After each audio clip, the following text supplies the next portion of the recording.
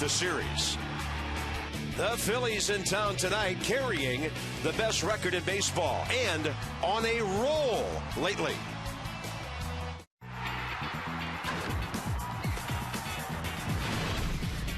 Washington Nationals baseball.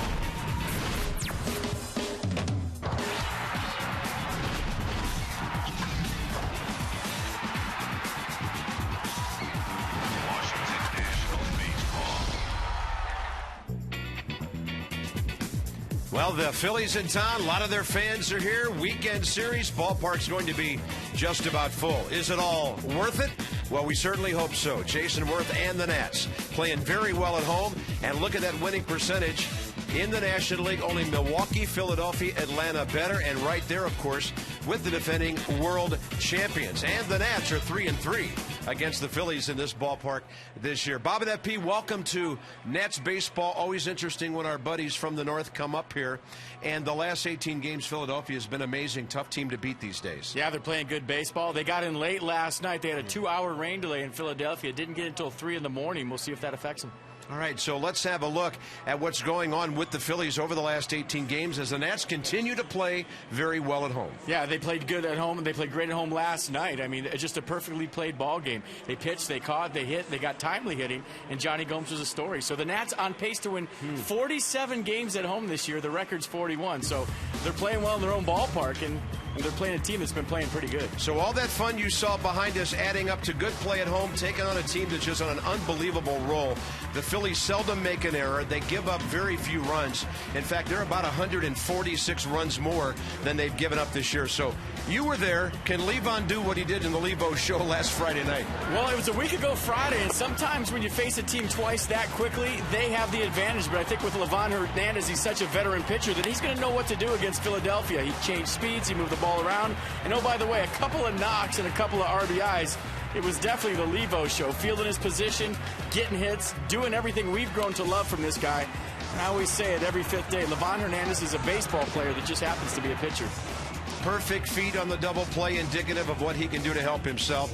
Pretty good against the Phillies this year, and in his career, he's 13-11. Not many pitchers have a career-winning record against these guys. Yeah, looking for a good night from Livan Hernandez. A lot of electricity in the ballpark, as we're seeing right out the window right now. Yeah, some lightning in the area, and against Roy Oswalt, Lance Nix had a game-winning homer back in June.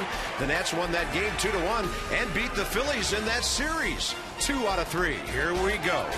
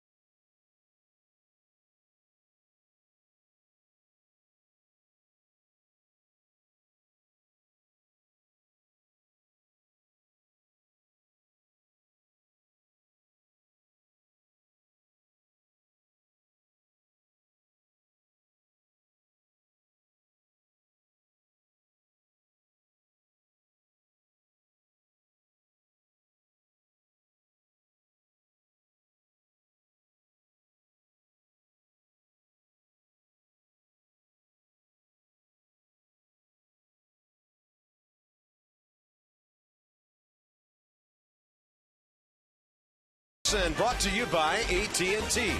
the nation's fastest mobile broadband network. And by Honda. See your Honda dealer and discover the great values now being offered. Well, as we look at the ballpark right now, and a ballpark that's filling up, ominous would be a good word. Lightning off to the east. Hopefully it stays there.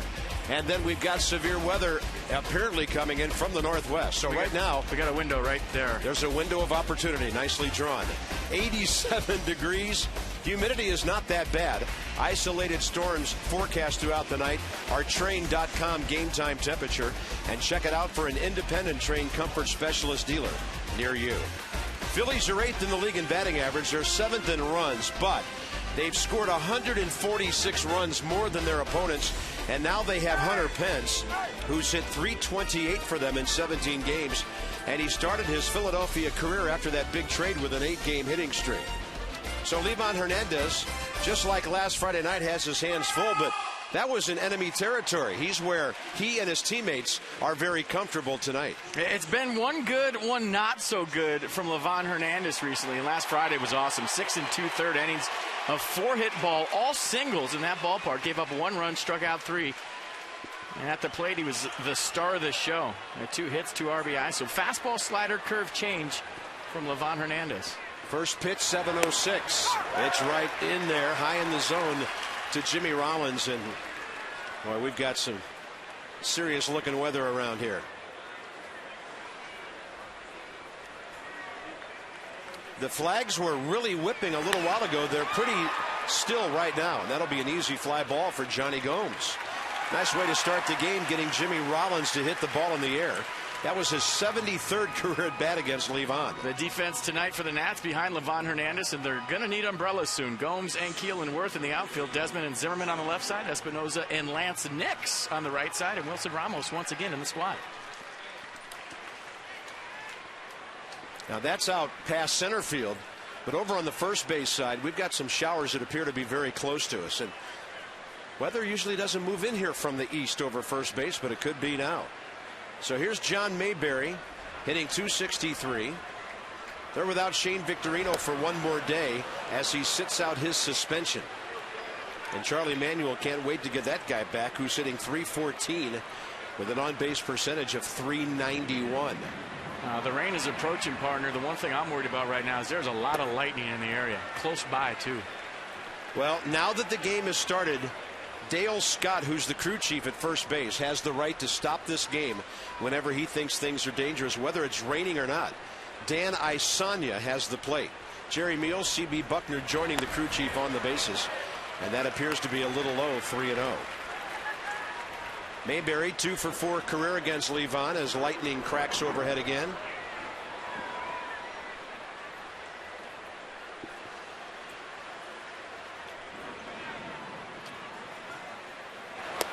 And he floats one in there that misses, and that's ball 4.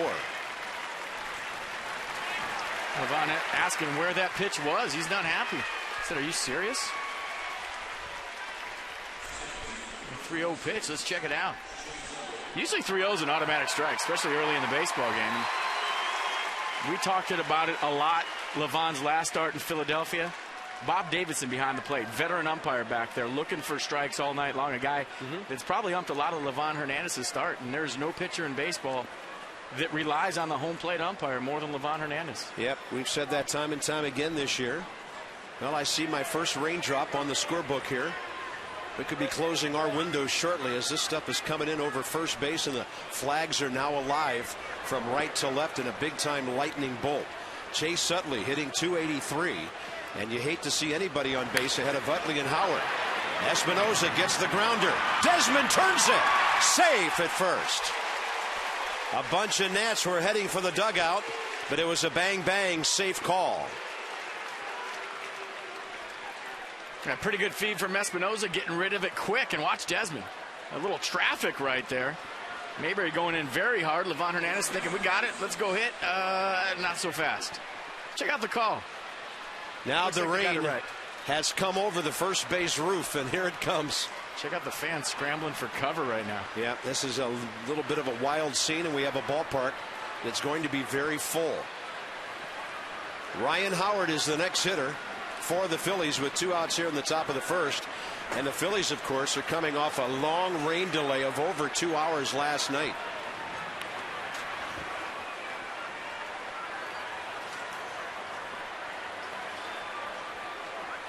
Oh, that lightning bolt was really close. Yeah, wow. I'm a little surprised that Dale Scott hasn't pulled everybody off the field with his lightning so close.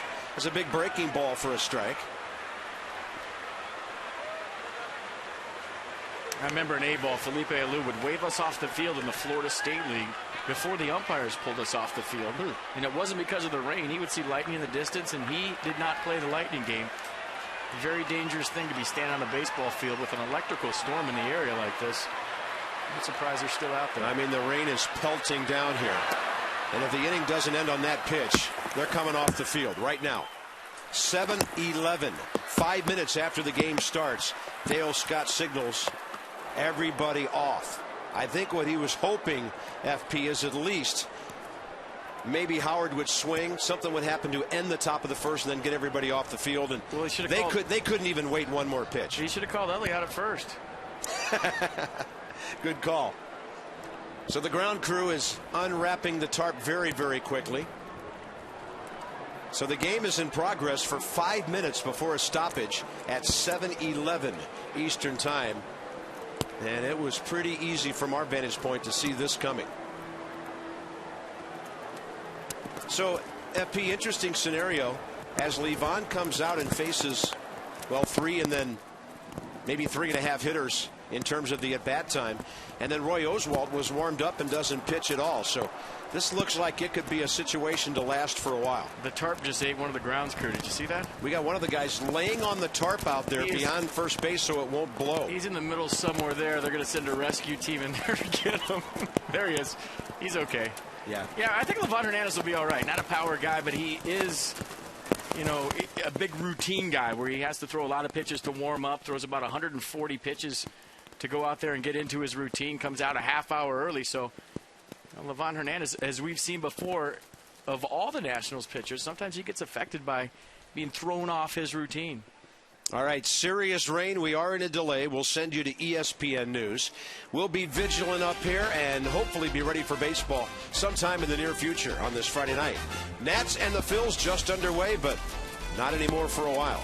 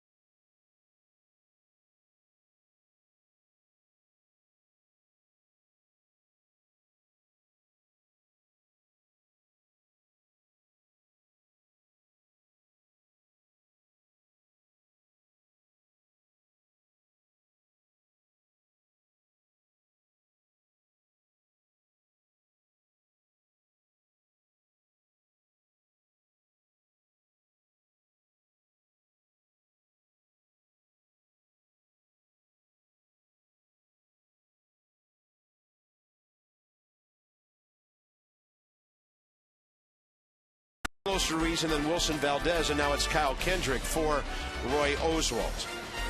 And as far as we know, Roy Oswalt cannot reappear in this game. He was basically in the game as the visiting pitcher once it started. So FP raised an interesting question. What if you go 13, 14 innings and you need pitchers to pinch hit or pinch run? As far as we know, Roy Oswalt would not be eligible to participate in this game.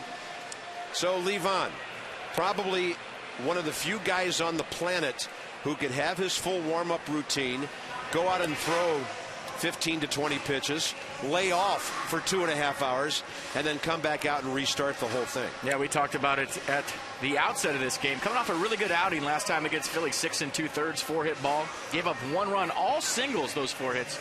Struck out 2 and walked 1. And at the plate, a couple of knocks. The defense behind Levon Hernandez, the same as it was before the rain delay. Johnny Gomes, Rick Ankiel, and Jason Worth in the outfield. Ian Desmond and Ryan Zimmerman on the left side. Danny Espinoza and Lance Nix getting the start at first base. Wilson Ramos once again catching. And if you look at the water behind second base, still some standing water. So there's a drain right here and a drain right there. And the grounds crew did a heck of a job. They were out there working real hard, getting that water in those drains. Charlie Manuel came out. He wanted to have a look-see at it. You know, he doesn't want any of his guys getting hurt. Davey Johnson the same way. So they inspected that very well. Still a lot of water there. But Dale Scott, the crew chief, deemed the field safe to play on. And here we go. Game was stopped at 7:11 p.m. Right now it's 9:33. So right now it is a 2-hour and 22-minute rain delay. Ryan Howard with a count of 1-1 with Chase Utley at first base, 2 outs. Top of the first inning. Phillies must feel like they've been sitting around for 2 nights in a row forever. And the big slow breaking ball. If Ryan Howard thought he was getting a fastball out of that, he was mistaken. There's a funny scene during the rain delay as the tarp was coming off. Charlie Manuel walked all the way out to second base. Talked to John Turnauer, the grounds crew chief here at Nats Park. And I think he was begging for a day off. I think with the reason that they got in at 3 in the morning last night, probably got to bed at 4. I know he's looking out for his team, looking out for his players, but you know, that can be said for both sides. Time to refire all the adrenaline and get things going here. Levon 2 balls 2 strikes now on Ryan Howard. Utley with a medium lead and a off-speed pitch over the low ball 3, and now that'll give Utley a chance to be running with 2 outs. One thing you have to be aware of if you're in the outfield, maybe even in the infield too, is the ball's going to skip. Whenever you have the wet grass, the ball will pick up speed when it hits it, so you have to take deeper angles in the outfield, deeper angles on the infield. Scoreboard is not functioning for ball, strike, and out counts, so everybody down on the diamond depending on Dan Isanya, the home plate umpire, with the hand signals. Playing behind the runner is Lance Nix at a 3-2 to Ryan Howard. With Utley moving, breaking ball, walks in. 2 on, 2 out.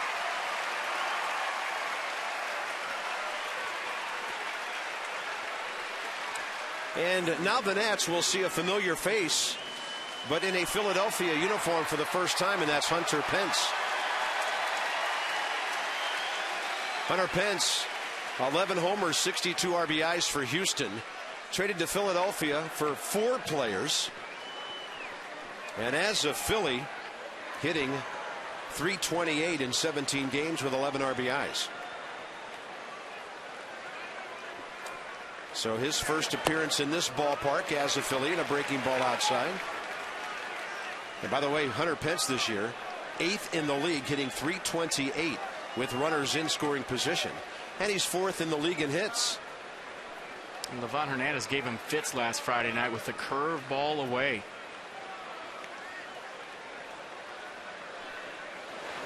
That pitch right there, and tonight fish ain't biting. Yep. And that's the thing, you face a guy within a week a couple of times, you make the adjustments as the hitter, and Levon Hernandez is testing him out right now. Are you going to swing at that pitch again tonight, or do I have to go somewhere else? And so far, Hunter Pence has passed the test.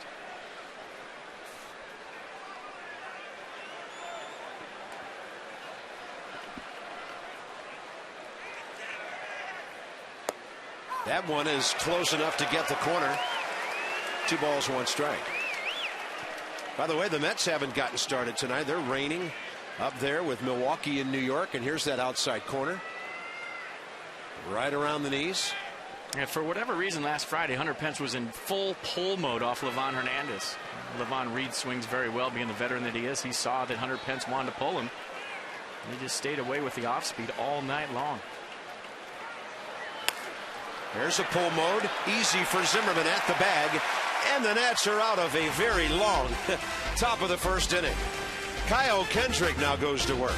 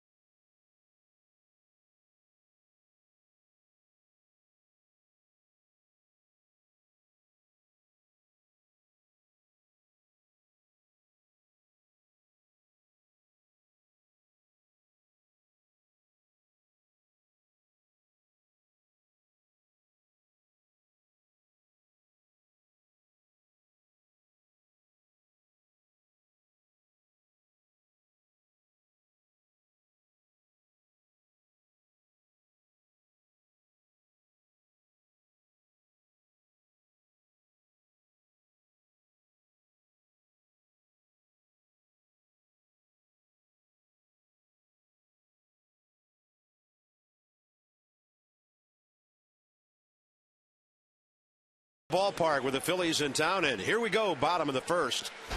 Nationals lineup again with Ian Desmond at the top, and Keel, and then a red-hot Ryan Zimmerman. 396 over the last 3 weeks or so, and Zimmerman has now hit safely 23 of his last 24 games. Kyle Kendrick takes over for the Phillies here. So we'll have to erase all of our matchups against Roy Oswalt for some of the Nats hitters, and we'll retool things for Kendrick here as we go through the early part of the ball game. Ian Desmond hitting .228.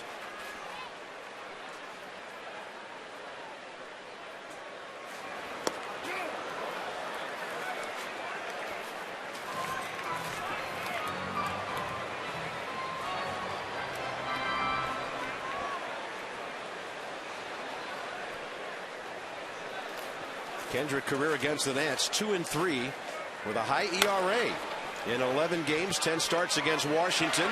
Desmond hustling, and Jimmy Rollins gets him by a step. The defense tonight for the Phillies behind Kyle Kendrick. Ibanez, Mayberry, and Pence in the outfield. Rollins and Valdez on the left side. Utley and Howard on the right side. And Carlos Ruiz in the squad. And Kyle Kendrick's last appearance was Friday night against the Nats in relief. He went 3 innings and gave up 1 run on 2 hits, struck out 1 and walked 1 through just 33 pitches. 2-seam fastball, cutter, and a change, and he'll run that fastball back off a lefty's front hip and try to backdoor it. He had pretty good stuff the other night. Rick Ankiel batting at .248, and he fouls one off to the left side. Ankiel career against Kendrick, 2 for 6.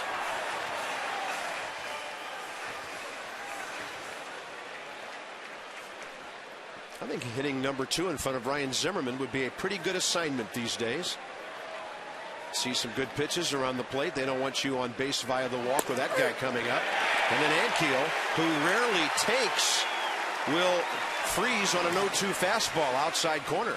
And that's the cutter from Kendrick. He'll throw the sinker at your front hip, and then he'll backdoor the cutter. Starts off the plate away and runs back and just catches the corner.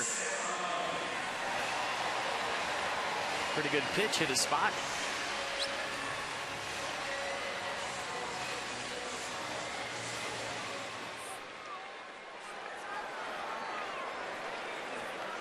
That brings in Ryan Zimmerman. 9 career hits, a home run against Kendrick. Pretty good performance, 9 for 19. And Ryan steps in hitting an even 300 with an on-base percentage of .371. Very good success. Hit by a couple of pitches, 2 RBIs. And Ryan will break his bat and drop one to center. That'll be easy for John Mayberry. So Kyle Kendrick finds out during the rain delay he'll be pitching tonight. First inning, pretty good.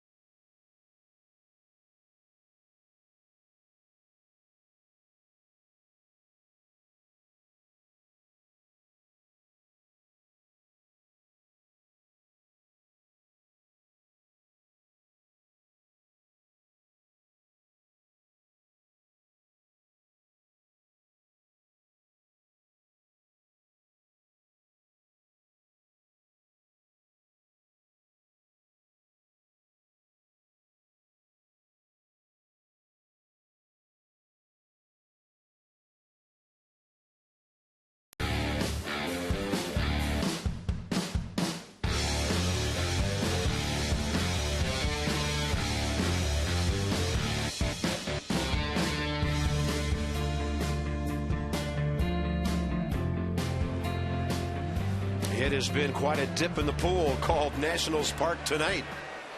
Crazy weather coming through here, and now baseball 2.5 hours later. Raul Ibanez will step in, hitting .238.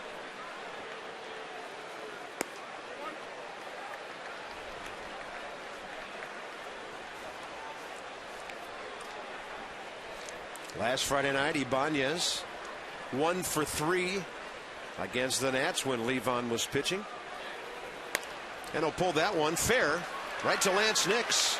Michael Morse, by the way, still feeling the effects of getting hit on that elbow by the pitch the other day, and may be okay to play, but they thought they'd put Nix in there because he had good career numbers against Roy Oswalt. All right, first 6 games here in D.C. The Nats and the Phillies FP have split. Nats are playing them tough on this field. I'm soaking it all in right now, checking out the numbers. I like the ERAs. I like the average with runners in scoring position against a really good staff, 349. Yeah, call Luna for up to 70% off all flooring, 877-241 Luna. Shop smart, shop Luna. Carlos Ruiz, always a good clutch hitter, and he steps in hitting .259. Phillies have been a little beaten up this year, and as others have found out around baseball, it's hard to repeat. Giants are finding that out. The team just here, Cincinnati, finding that out. And the Phillies battling through lots of injuries, but they still have won 80 games. Good swing and a solid one to the right side, and Lance Nix has another. 2 outs. So impressed, FP, the way Nix has handled himself in limited play around first base. There's been no drop off at all when he's had that mid on. Well, I get really excited when I watch him play first base because it's not that easy. When you've played outfield your whole life, and then you're going to go over to first base and field an in-between hop on a wet field, you haven't played there very often. That's a great play. It might look routine to the naked eye, but if you've never been over there, you played outfield your whole life, and now all of a sudden you're playing first at the highest level, and you get in between hop like that, and you have soft hands, it's a sign of a good athlete. So Michael watching and Lance performing. And the number 8 hitter, third baseman Wilson Valdez, Placido Polanco. is still on the DL with his .275 batting average, so Valdez gets a chance. Levon lets it go. He knew where Ian Desmond was, and this inning is over. 3 quick rounders. Nix, Worth, and Espinosa coming up for the Nats, bottom second.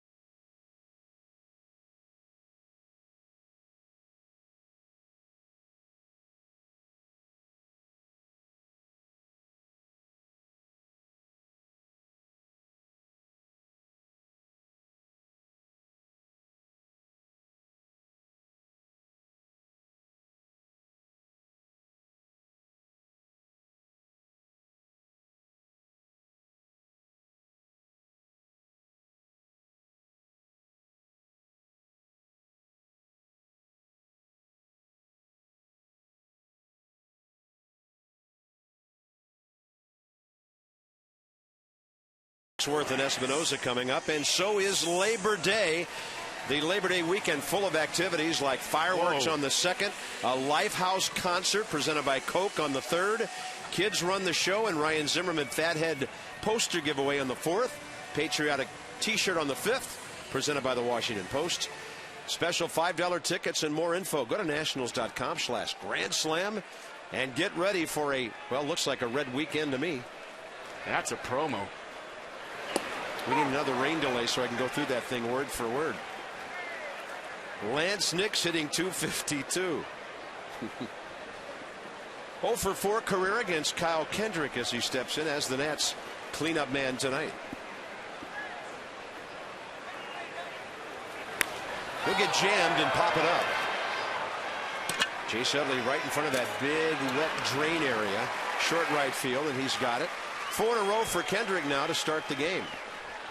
So I'm wondering if the Nats had a heads up that Kyle Kendrick was going to be starting this game after the rain delay. He got 2 hours and 22 minutes in the clubhouse.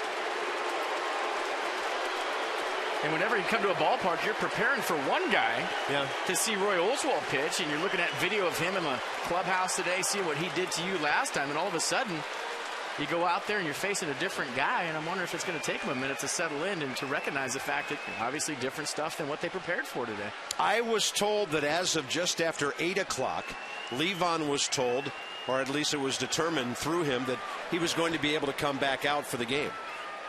And that held true until 9:33. Kendrick with a sinking fastball missing to Jason Worth, who's only faced this ex-teammate one time, 0 for 1 in his career. And always a big reaction when Worth bats against the Phillies, whether here or in Pennsylvania. Ball 2.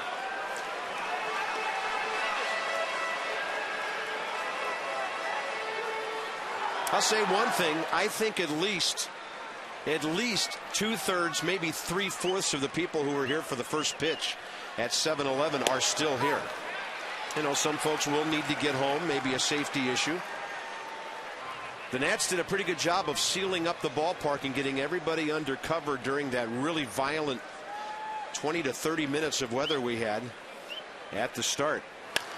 Worth out to short, slow roller. Jimmy Rollins has time. 2 outs. Well, we don't know who's pitching for the Phillies yet tomorrow night. We do know John Lennon is still scheduled to go for the Nats, 7 o'clock. DC-50 joins us on Sunday for Chin-Ming Wong and Roy Halladay. Then the D-backs come in. Catch all the action with Xfinity only from Comcast. Your home for the most live sports. Get Xfinity at 1-800-XFINITY. And that starts with an X, the letter X, not the letter EX. The D-backs with a tough road trip. Philadelphia, Atlanta, and then here to D.C. Yeah, they lost 2 of 3 in Philly. They trail 4-2, 7th inning tonight at Atlanta.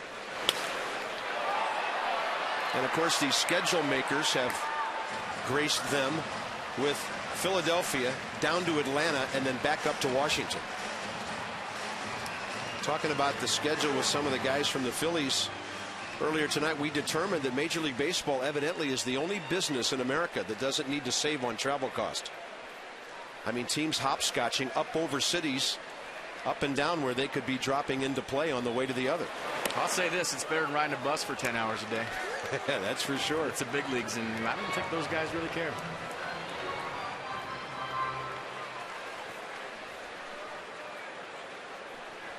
One ball and 1 strike to Danny Espinosa, hitting .226.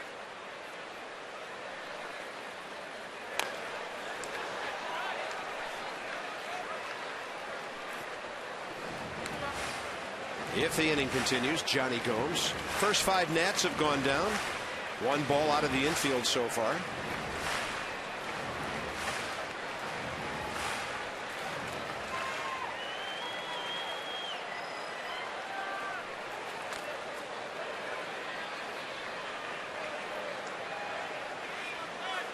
Target's in. And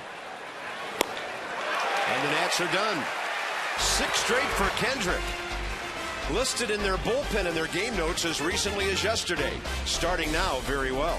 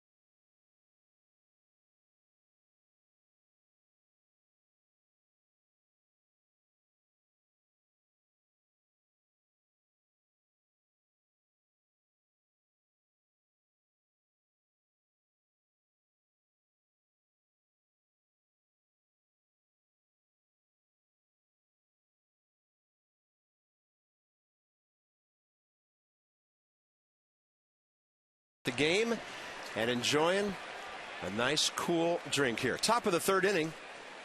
Let's talk about the kids' duffel bag. A lot of things going on, and that'll be this Sunday when the Phillies are wrapping up the series here for the first 10,000 fans. 12 and under, presented by Masson and DC 50. Tickets start at $10. Drop by nationals.com/tickets for all the information you need. So here's Kyle Kendrick, 5 for 19 on the year. And he's always been a good hitter, 138 career. 2-0.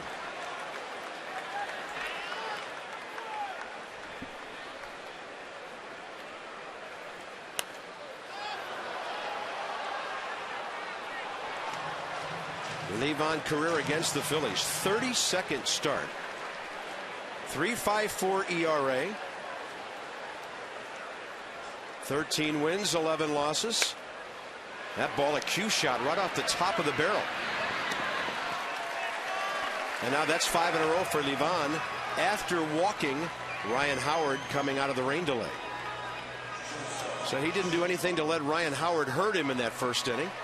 And he's gone out and thrown 5 consecutive ground balls. And 6 ground ball outs total. That's a good sign. Yeah, that's nice.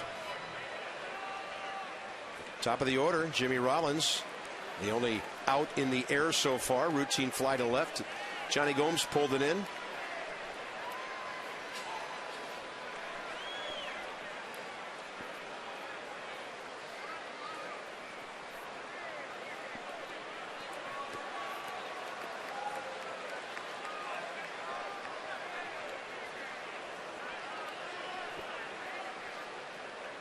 Levon trying to get his career record back even tonight. 174 losses, 173 wins. He's got a good touch in that breaking ball.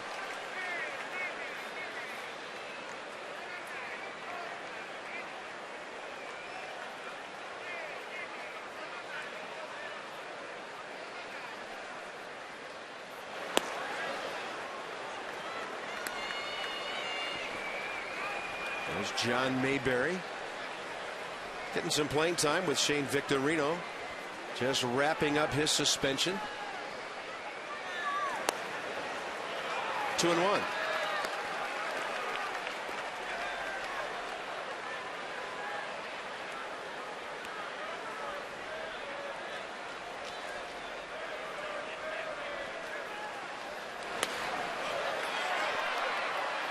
Yeah, funny, 82-mile-an-hour fastball and a 2-1 count. And Jimmy Rollins was late. That's how Livan Hernandez does it. A 67-mile-an-hour curveball, 78 away, 75, and all of a sudden 82 looks like 92. Rollins is late.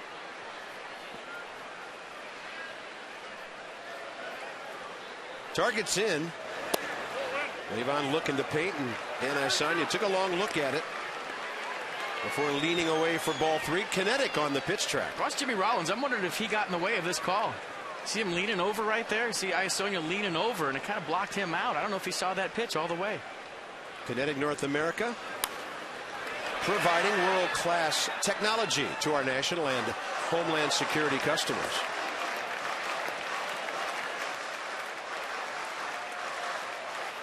Let's check out that pitch one more time and look at Dan Iasonia behind the plate. Check him out. Watch him lean in to see. He can't see. He's leaning over Rollins. Rollins kind of blocked him out of that call. Yeah, that was close enough to be called strike 3.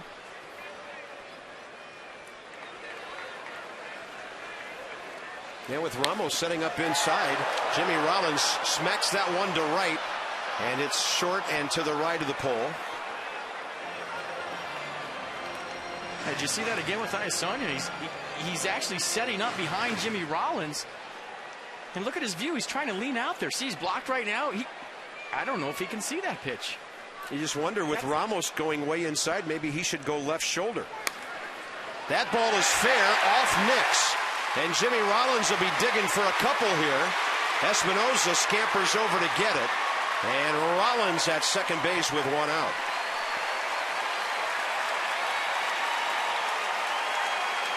Tried to go in there one too many times.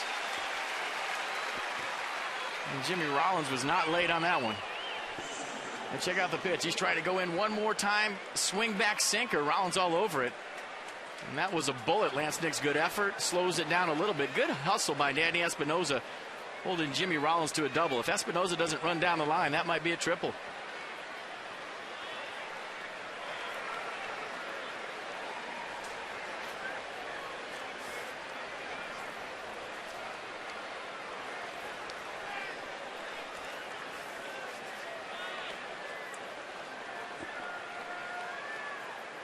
The right-hander Mayberry hits one hard to left, and that's going to eat up Johnny Gomes and get by him. Mayberry making the turn and heading for third. Phillies lead 1-0, and another man 90 feet away.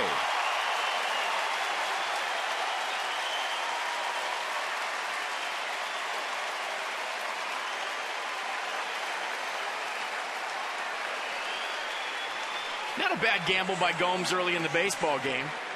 Trying to get your team back in the dugout. Right out over the plate for Mayberry.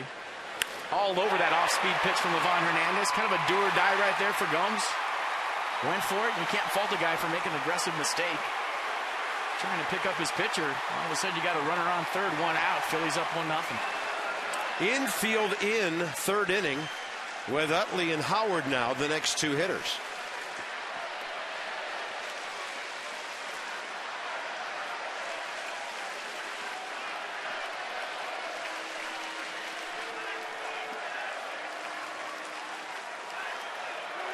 Chase Utley, 36 RBIs on the year. His season off to a slow start because of knee problems.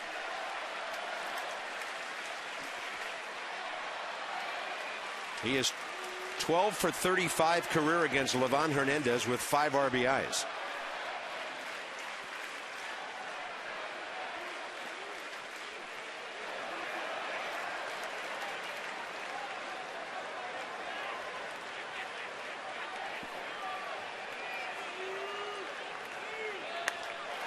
And that is over the head of Jason Worth. Off the scoreboard, 2-0 Philadelphia. 3 consecutive extra base hits. And Chase Utley hit that curveball like he knew it was coming.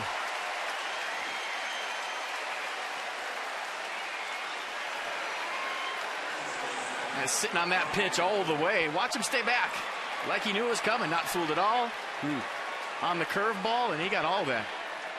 Just misses a home run. Jason Worth plays it nicely off the fence, but the Phillies are on Livan Hernandez here in the third. Here's Ryan Howard now.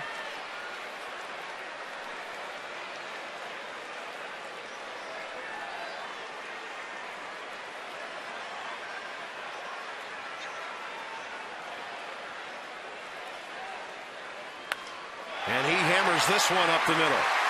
Utley coming around. Even Ankiel's arm can't do anything about that. 3-0.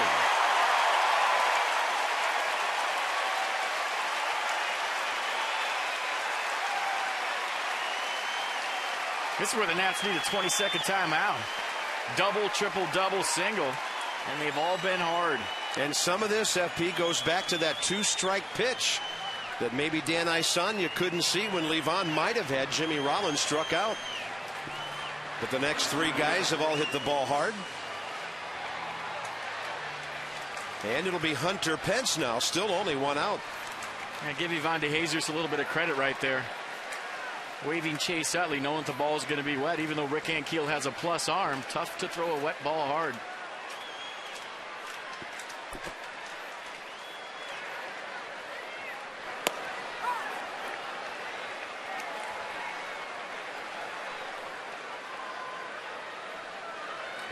Juan Samuel, pardon me, Tom Gorzolani there getting warmed up. There were some rumors going around that he might be the guy coming out to start after the long rain delay. And that ball's up the middle. Wow.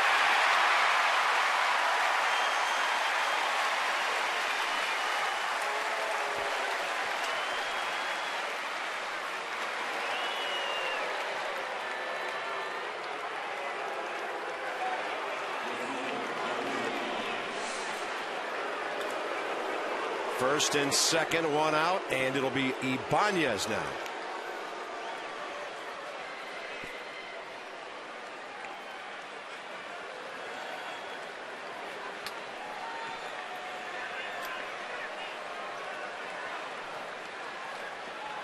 I always like facing the guy within a week. Face him a couple of times as a hitter. I was going to ask you about that because it's a very interesting scenario that doesn't happen much anymore. With the way the schedule's set up, not that many home-and-home situations. Desmond boots the double play ball, and then Espinosa doesn't have time to throw out the runner. They'll settle for a 6-4 fielder's choice. You just faced a guy a week ago, so you know his release point, you know what his stuff looks like. You're very familiar with him. You see the ball skipping on the wet grass. That ball got on Ian Desmond a click before he was ready for it, and that's why he bobbled that ball. And Livan Hernandez desperately needed that double play turned. Here's Carlos Ruiz, the 8th Philly to bat in the inning. When you face a guy so close, you know what he's got. You know what he did to you last time. You make the adjustments accordingly. You see if he's going to do the same thing to you again. He's fresh in your mind. That's a swing on a breaking ball, low and away. If you face a guy in 7 days, it's overpowering, throws 97, 98. Well, you know what? You know what you're going to get, and you just got to get the barrel out. But with Livan Hernandez, he relies on deception and throttling you forwards and backwards, inside and out. There's another run. Opposite field hit. 4-0 Philadelphia. And now 6 of the last 7 batters have hit safely.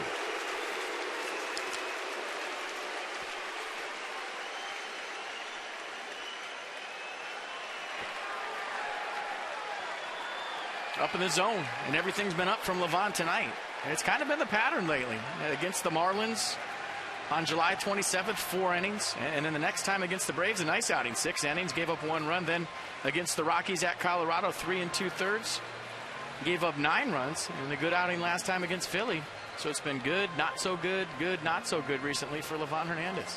26th start of the year. He's managed to go at least 6 innings 17 times, at least 7 times with a complete game. And this one rough early, as Valdez will be the 9th batter in the inning. Tom Gorzolani, the guy you need in the bullpen in a situation where you'd lose your starter early to middle of the game with all his starting experience. So ready when needed. And we'll find out when that is.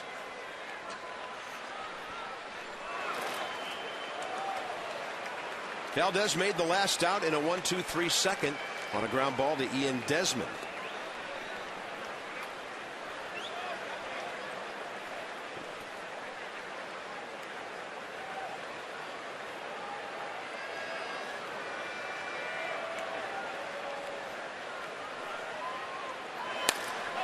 That's another base hit. Worth is charging. They're going to send the runner. Good throw gets him, and this inning is over. Juan Samuel taking a 2-out gamble, and it wasn't really that close. Good throw by Jason Worth, his 9th assist of the year.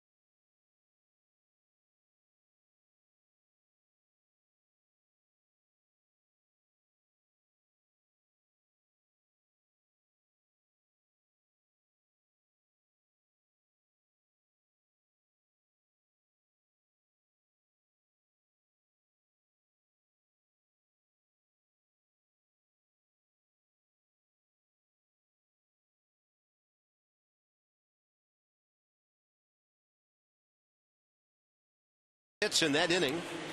And Jason Worth's good arm, his 9th assist of the year, saving another possible run. PNC Minor League Report, solutions that help you achieve your financial goals. PNC for the achiever in you. And we'll talk about Corey Brown out of Oklahoma State, a Big 12 school with lots of great ball players coming out over the years. International Batter of the Week earlier this month, piling up some extra base hits, and a 59th overall pick by the A's back in 07, now a Nationals property at AAA Syracuse. You know, partner, I'm thinking back to that start Levon had in Pittsburgh. It was on April 24th, a little rain delay. Remember that? Where he was thrown out of his routine. Didn't have it that night. He pitched 6 innings, gave up 9 hits and 7 runs. We're not making excuses for him. Everything's been up tonight. The Phillies hitters has been all over his stuff, but that's a guy that's got it down to a minute. I'm going to go out there at this time. I'm going to throw this many pitches. I'm going to get my routine down to a science, and I think that delay might have hurt Levon Hernandez a little bit. Yeah, the Nats lost that game 7-2. And that was after a Friday night rainout, so there was all kind of weather interrupting going on that weekend. Both teams have to go through it, though. Yeah. It's part of the game. Kyle Kendrick, 18 pitches, 13 strikes, first 2 innings. Johnny Gomes, Wilson Ramos, and will it be Levon?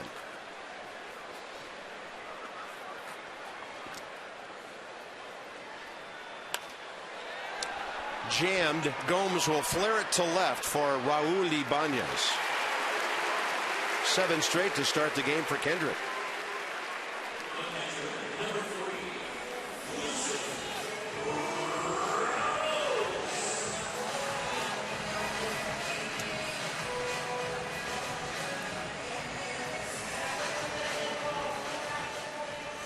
Wilson Ramos is hitting .298 over his last 13 games.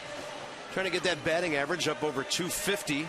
He visited that level briefly several weeks ago.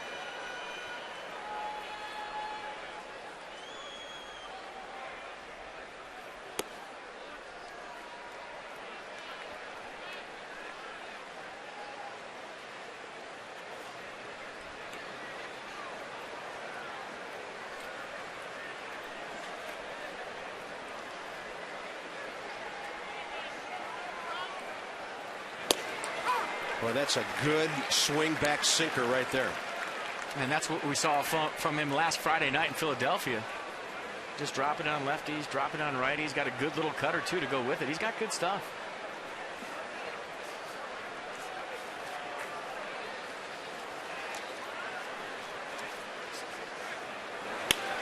Well, he's jamming some hitters here. Out to center. This one's trouble for the Phillies. And it's on the ground. Ramos will stop at first with the Nationals' first base hit of the game.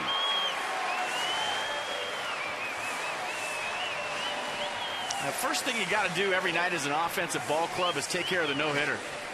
Felipe Alou used to say it every single night on the bench. As soon as there was the first hit, he'd look to all of his players and say, there goes the no-hitter. A nicely placed blooper by Wilson Ramos. You know, it almost looked like Chase Utley was called off that ball. He was right there. That's kind of that spot we were talking about before the game where all the water was, all the drains are. A little bit to the right of that, but I'm pretty sure that that is not a dry area out there. You can see the water right behind Chase Utley. It's still prevalent on that grass. Livan Hernandez. A couple of hits against the Phillies last week. 9 on the year with 7 RBIs. Showing bunt. And drawing Valdez in early from third base, and then Howard after a slight delay.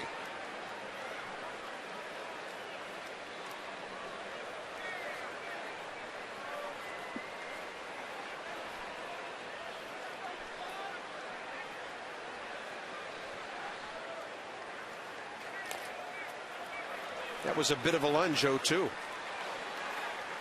Interesting. I saw Livan Hernandez have a nice long talk with Davey Johnson after that inning. I think Davey said to him, hey, I need some innings out of you tonight.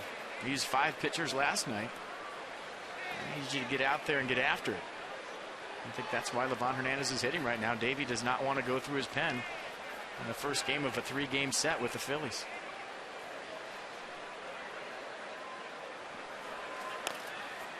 A little tapper. He keeps it fair. And that'll be his 122nd career sacrifice, first among active pitchers. And down to second base is Ramos. I'll tell you what, whenever Livan Hernandez decides to hang him up and retire, he can open up a bunting school somewhere in South Florida. I mean, I've seen a lot of guys that were good bunters, and nobody as good as Livan Hernandez. The technique right there, watching the ball right on the bat. Deadens the baseball, makes the first bounce be in the dirt. That's just perfect for him. We see it every 5th day. On the Dodge Ram Exmo, the Chrysler Jeep Dodge and Ram Summer Clearance Event. Offers won't last long. Hurry into your local dealership. Top of the order, Ian Desmond now a chance to help the Nats start chipping away. You think they'd be lining up around the corner for the Livan Hernandez bunting school in Florida? Call now, like the Tom Amancy school. It's the Livan Hernandez School of Bunting.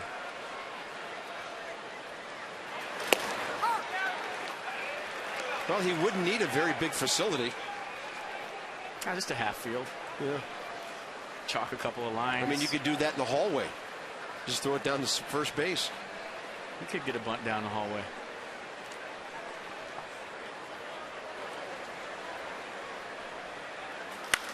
Desmond rips this ball to center. Off the glove of Mayberry. All the way to the wall.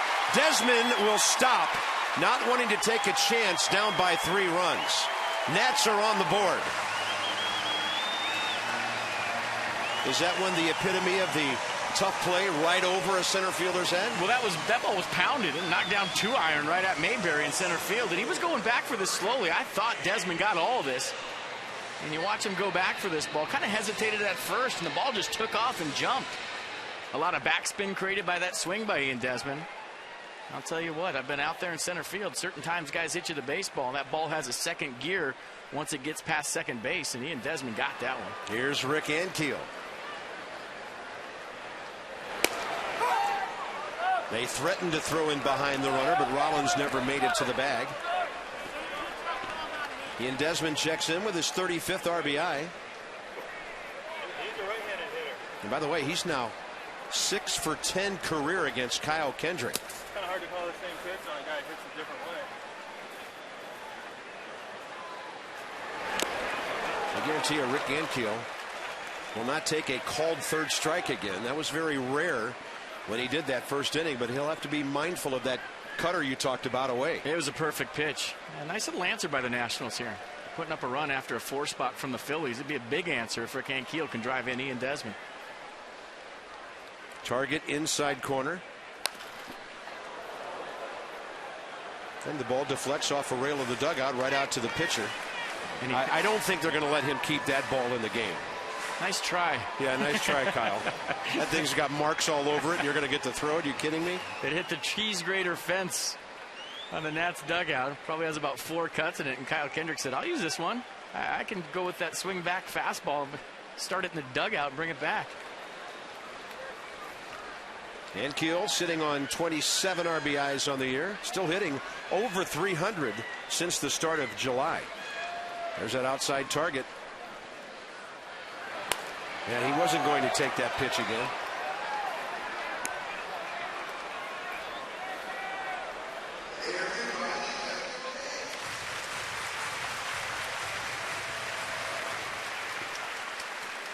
Well, any base hit into the outfield tonight is an adventure. Got to give Jason Worth a lot of credit for picking up that wet ball a few moments ago and throwing out Ibanez at home.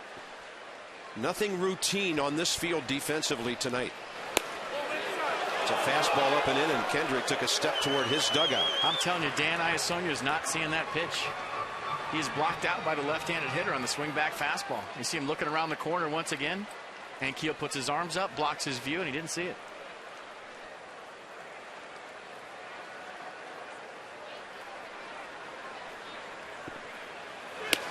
That's really high and tight, 2-2.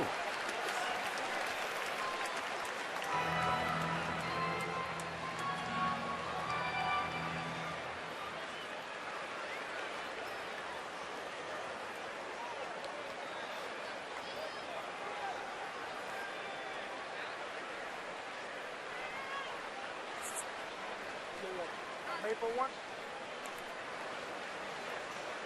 Greg, the other one. By the way, got an interesting note from the Nats tonight.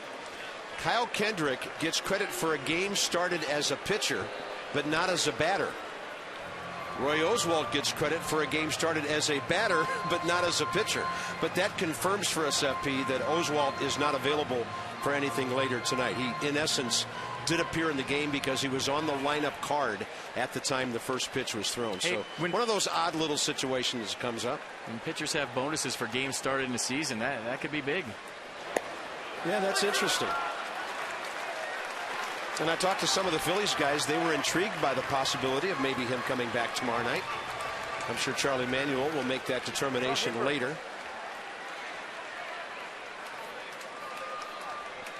Henrik Ankiel has now worked an 0-2 count full with Zimmerman next.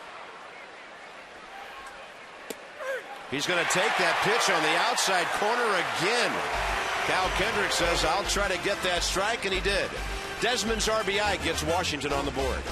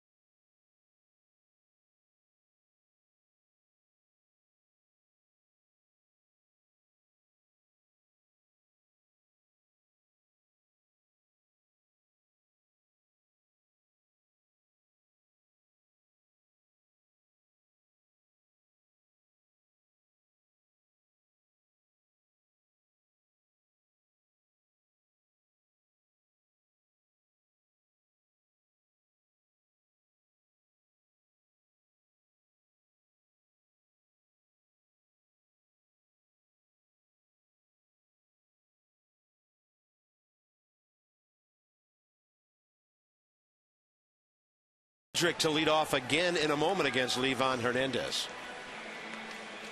Trivia fact one from AT&T: at least 150 innings, 14 consecutive seasons, 212 last year for the Nats when he made 33 starts. Durable he is. I'm told that's the longest streak in the majors. Look out. That one scorched over to the right side. Livan right now is at 154 2/3 for this year. Kendrick bounced out to innocently start that 4-run third inning for the Phillies. And by the way, when they got 7 hits last inning, that's the most they've had in any inning this year. And Jason Worth is thinking about throwing out Kyle Kendrick at first base. Yes, he is very shallow. We've seen him do it before. Look where he's playing. He gets a one-hopper right there. Even though it's a wet night, he will definitely have a chance. And what you have to do is whistle at your first baseman and say, hey, anything through the hole, I'm coming to you.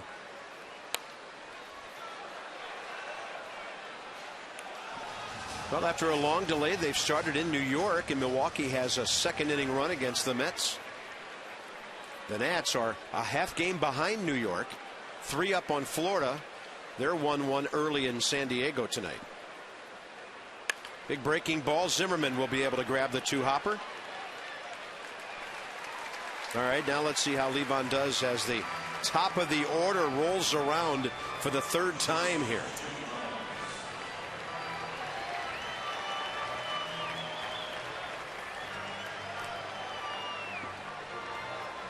Comfortable night at the ballpark now, but it wasn't comfortable when some of those folks in the lower bowl were trying to scramble up to the mezzanine during that red hot rain delay we had. Man, when it came at 7-Eleven, it was heavy.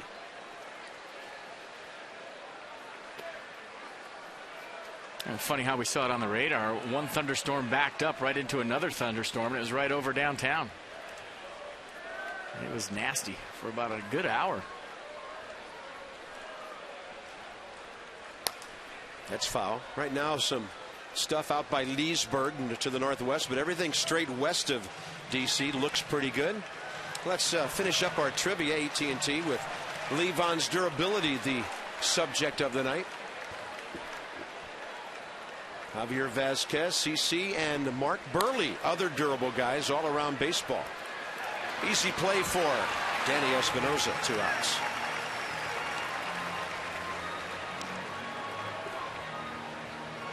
Just looking down at Livan's ledger of innings. He threw 240 for the Giants in 2000. Then he went 227, 216, 233, 255 for the 04 ball club in Montreal. And then 246. 470 consecutive starts without a stint on the DL for Livan Hernandez. That's impressive. So he took those 200+ innings from Canada and brought them right down here. There's John Mayberry, a walk and an RBI triple.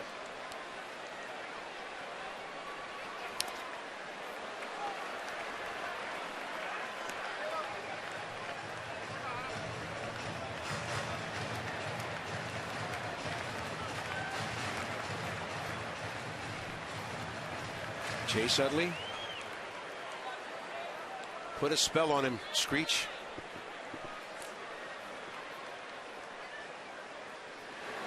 And that's way inside. Ball 2. By the way, the Braves finished off the Diamondbacks to win the opener of that series, 4-2 Atlanta. So right now they're 8 back of the Phillies. And the Braves gained a game on St. Louis tonight in the wild card race. Half swing, and Livan will let it go for Desmond. Two-handed scoop and a very athletic play. Nicely done. Maybe there's been a bit of a momentum switch here. See if Ryan Zimmerman can keep things going. Nixon Worth to follow. Ryan swinging a hot bat. 24 the last 25 games if he gets one tonight.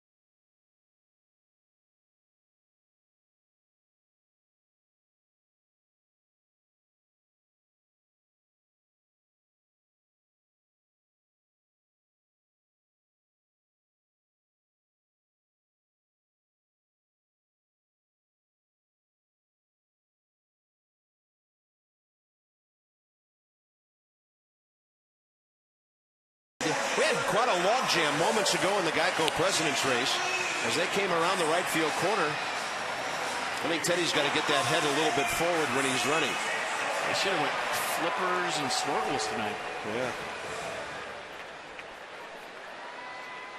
I remember in Chariots of Fire when Eric Little would throw his head back. That meant the race was over. He was going to win. Teddy, no such ability.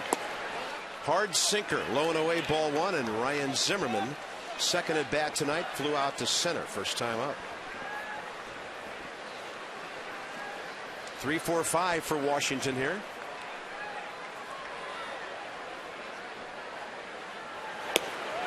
Belt high fastball right in there.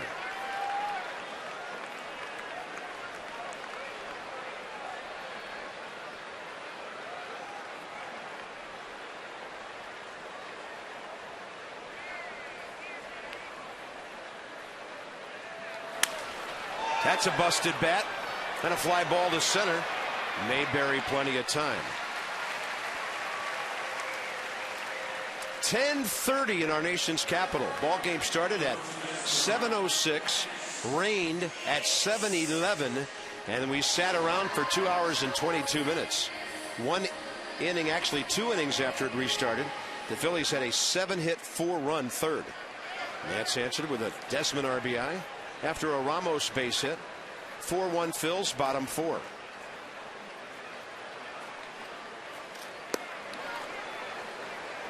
Lance Nix pop up the second baseman Chase Utley first time.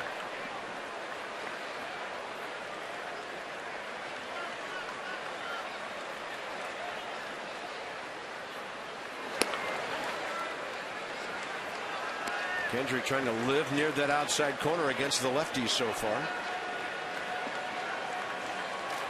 In fact, he struck out Ankiel twice, popped up Nix, struck out Espinoza.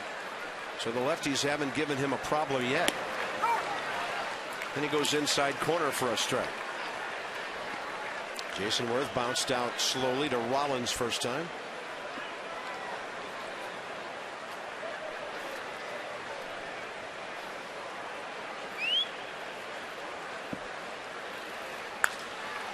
And Lance will go the other way. Ball booted by Valdez, and he throws it away.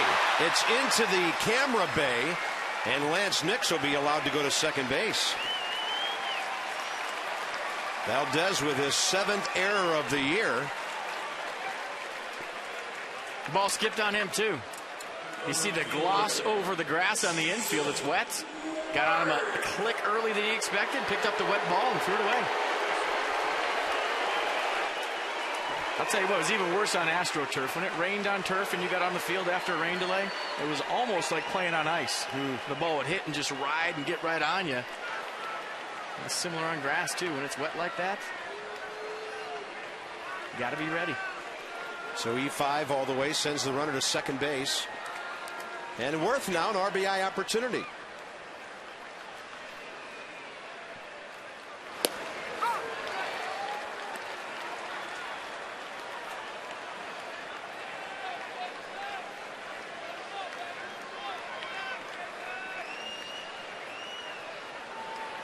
Jason Worth, 45 RBIs on the year, 0 for 2 career against Kendrick.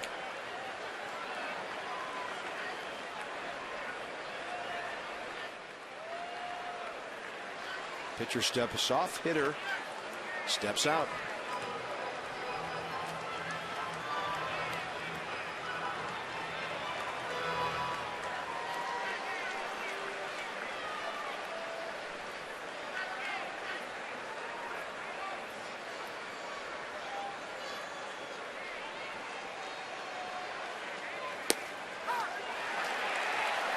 Using the corners well, Kendrick so far.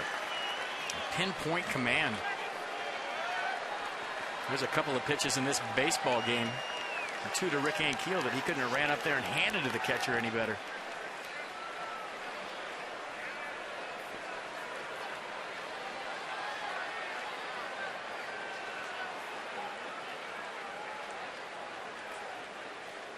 Target in.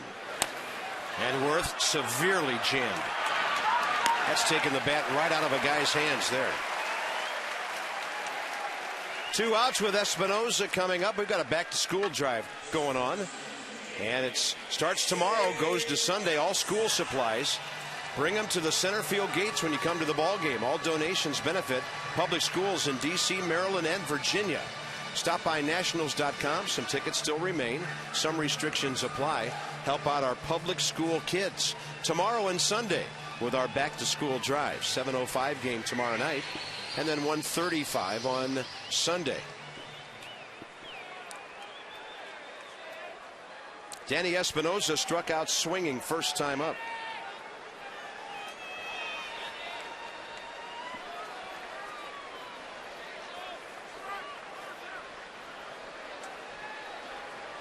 Danny had a couple of hits last night, and we noticed that he was really trying to use the left side of the field.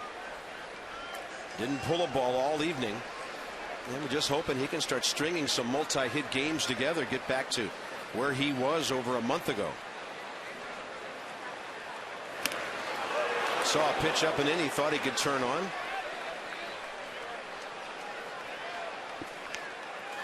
Well, that would be the last umpire that I would think would ever get a foul ball. Dan Iasonia's been hiding behind the hitters all night long. Kind of funny how the foul ball found him right there. He's setting up on the hitter's side, almost right behind the hitter from the home plate center field camera. All-Star break was 5 weeks ago, and Danny's had a tough time. Well outside, a ball and a strike.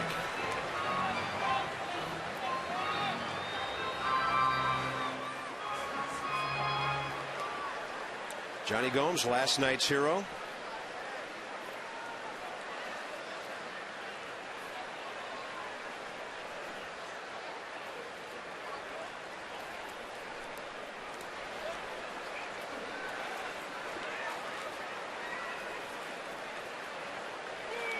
Runner looking in from second base, and now the battery wants to get things together.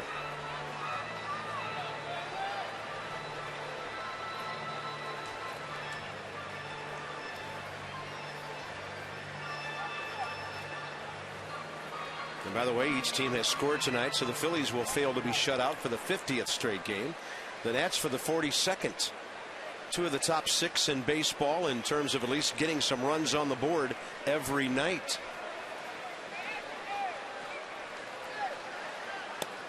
Danny not biting. Off speed outside, 2-1.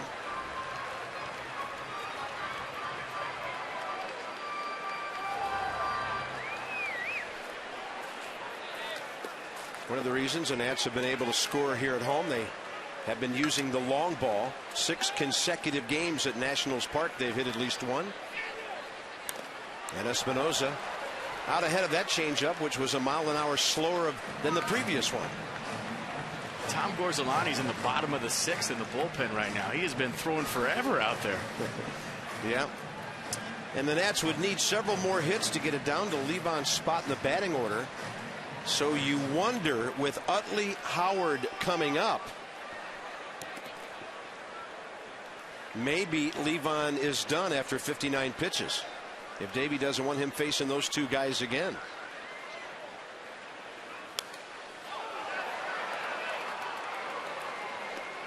And Tom Gorzolani does take a long time to warm up. Used to starting baseball games, so needs a few extra pitches down there. But he's been throwing ever since the 3rd inning consistently. On the top of the 3rd, the bottom of the 3rd, now the top of the 4th. Jim Lett reports he's thrown 39 strikes, 21 balls so far.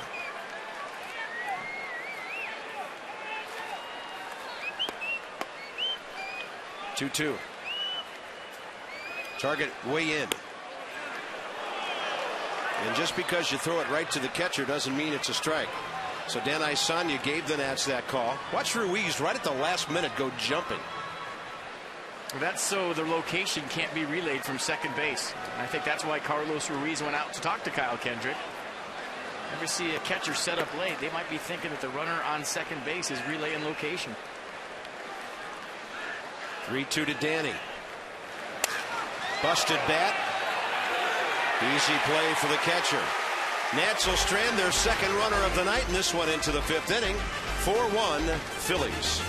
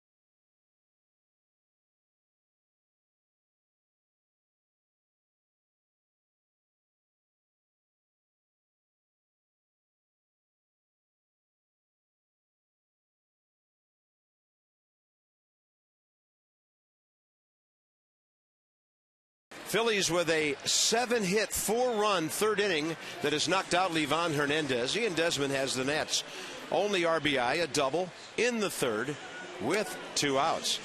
And it's all brought to you by Cox Wireless. Learn about the unbelievably fair wireless service now provided by Cox. Visit their new solution stores. www.cox.com. And the runs and the hits came as quick as the weather in the third inning for the Phillies tonight. Jimmy Rollins led it off with a double. And John Mayberry with a triple. And Chase Utley got a double of his own on a curveball out over the plate. And then Ryan Howard, a sizzling line drive up the middle. So 4 hits in a row, 4 runs in a row for the Phillies in the third. So Tom Gorzolani gets the call here. It'll be his 19th appearance of the year. 88 innings, 91 hits. He's been able to strike guys out this year, 79 of them, 27 walks. With the opponent's batting average at 270. And Tom Gorzolani now gets the assignment to somehow take these Phillies and keep them where they are. Chase Utley 1 for 2 with an RBI double. He'll go lefty-lefty against the first 2 hitters, fastball inside. And Chase Utley has been known on pitches like that to not exactly scramble out of the way. He's been hit by 8 pitches this year, but he's led the league in that category a couple of times.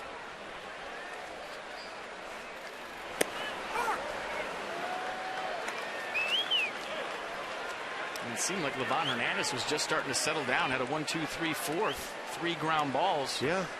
Maybe Davey Johnson wanting to get Tom Gorzolani some work. Yeah, that was on 12 pitches. He had a 3 ground ball second inning on only 7 pitches. But you have to think Utley and Howard being the first 2 hitters here had something to do with that. Because if Gorzolani gets through this inning and stays in the game, he'll have to hit third in the 5th inning. Utley will bounce one right back to him.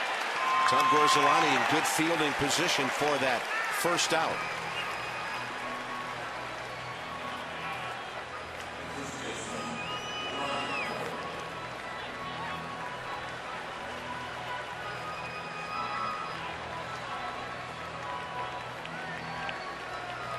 There's Ryan Howard, a walk and an RBI single. Ryan Howard, by the way, 96 RBIs on the year.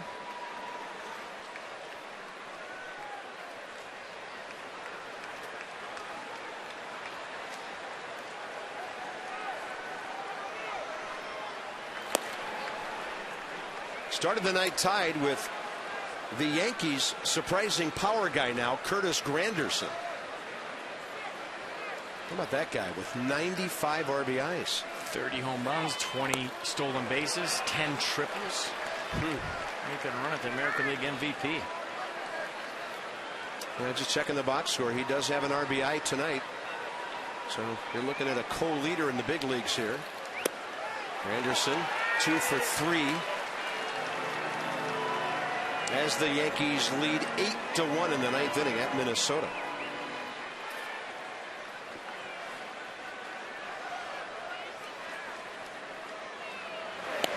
Nice breaking ball.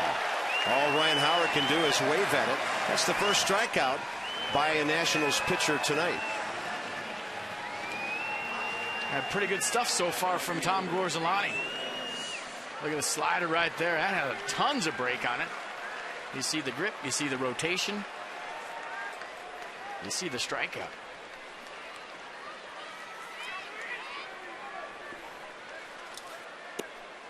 Hunter Pence checks in. I think the Philadelphia fans, if they haven't already, are really going to love this kid.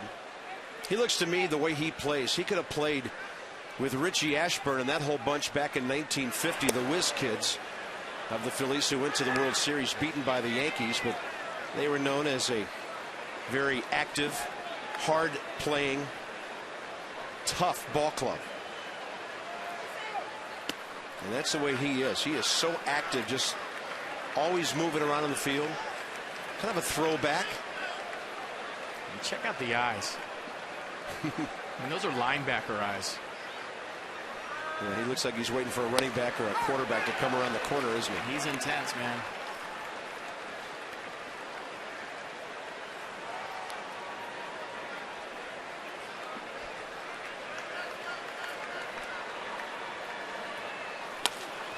Little tapper. Here comes Zimmerman with the scoop.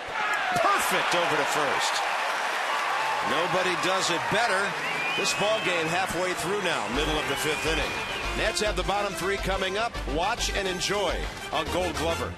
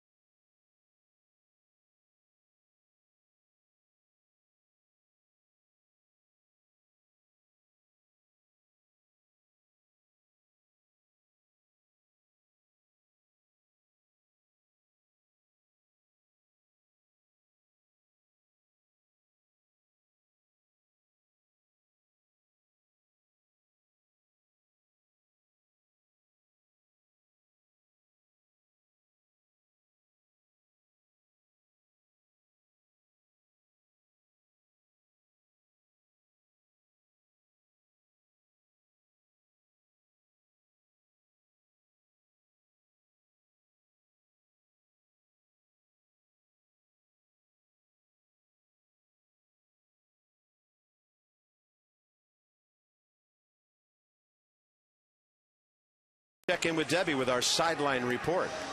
Well, Bob, earlier today, Nats closer Drew Storen made a visit to the National Rehabilitation Hospital here in Washington, D.C. He visited with patients who are overcoming spinal cord and brain injuries, and he enjoyed every minute of it. I just see us spending time with them, and I think, if they see me as a baseball player, that's great. If anything, they just see me as a different face. It's kind of a new face because, they are there every day. They're doing their therapy and they're trying to get better, and they're seeing a lot of times the same people. So if they can kind of get a change of pace anytime, I think that means a lot. So go in there and have fun and spend a little time with them. Drew had a chance to play a little bit of bowling on the Wii game there. Had a lot of fun, and he put some smiles on the faces of those patients who are really in some low spirits. He certainly lifted them. A good day for Drew and also for the patients out there, Bob. Well, hats off to him for giving up part of his Friday to do that.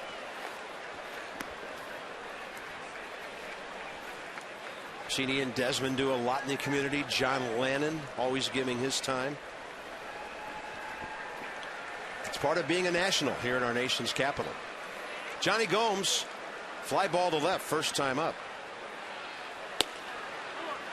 Kendrick's only given up hits in 1 inning tonight. 55 pitches, 38 strikes through 4. And Gomes is 0 for 5 career against him.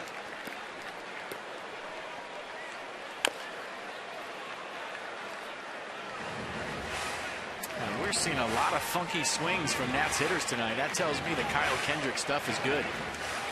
The sinker's sinking, the cutter's cutting, running in on the lefties, running the sinker in on the righties. We see big league hitters break down the middle of their swing. The pitcher's got good stuff. Fastball out over the plate. He just grabs it.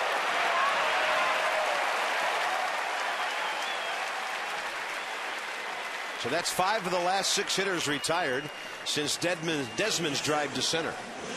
A good fielding position. See how he is square to the batter. You can make a lot of plays that way as a pitcher.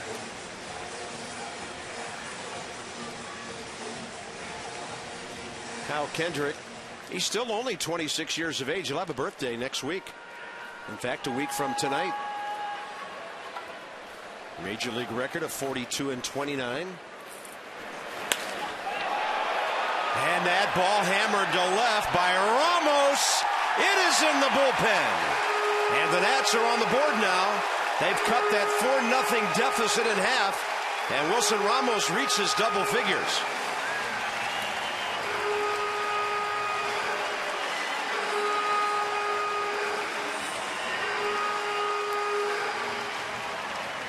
Wilson Ramos saw Jesus Flores go deep last night and said, you know what? That looks good to me. I'm going to do it tomorrow night, and he did it.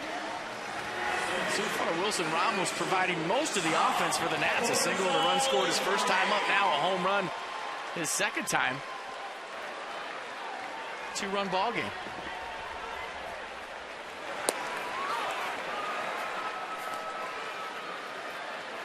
That is a sweet swing and a big kid who can hit the ball a long way.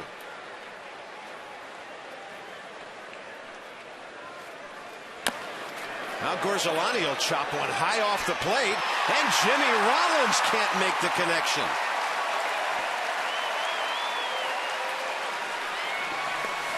And remember, Gorzolani used to bat left-handed, but he's going right-handed now and getting some things done. 2 for his last 2 right-handed. Let's go back to the Wilson Ramos home run. And check out the pitch, check out the swing.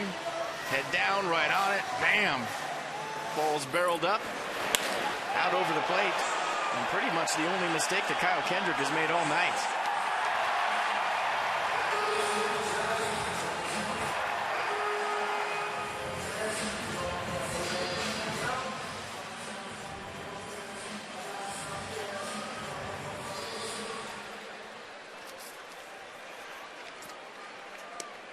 Well, the offense coming alive here. Bottom of the order. Here's Desmond, who already has 1 RBI tonight, taking the ball up the middle. And as I mentioned at that time, Ian Desmond is now 6 for 10 career against Kyle Kendrick. Well, 3rd time around is going to be key against a guy who's not used to facing guys 3 times.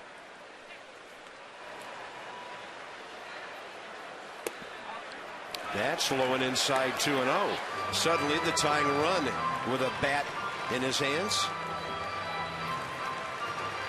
Kyle Kendrick's last start was August 2nd at Colorado. Pitched 8 shutout innings against the Rockies, a 4-hit ball.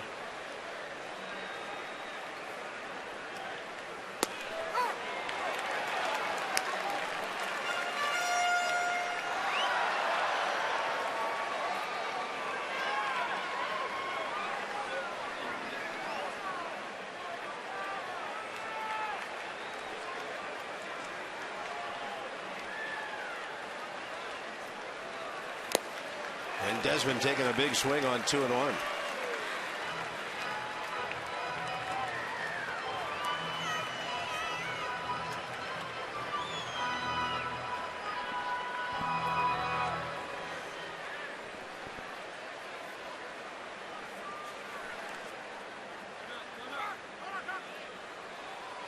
And time given.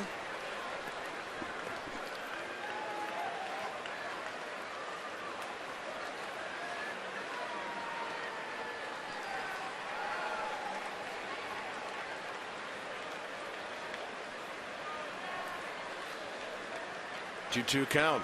They play behind Gorzolani at first, and Desmond called out on strikes.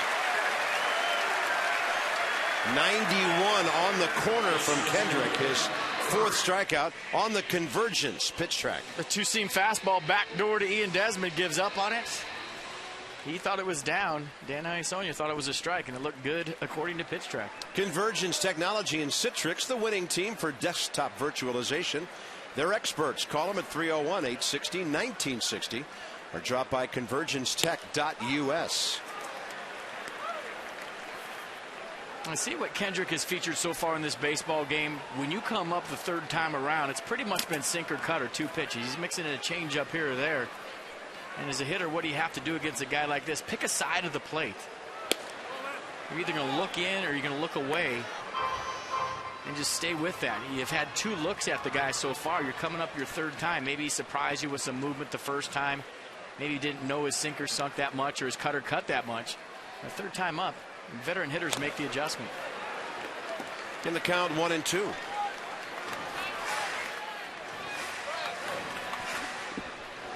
And Keel looking, striking out twice tonight.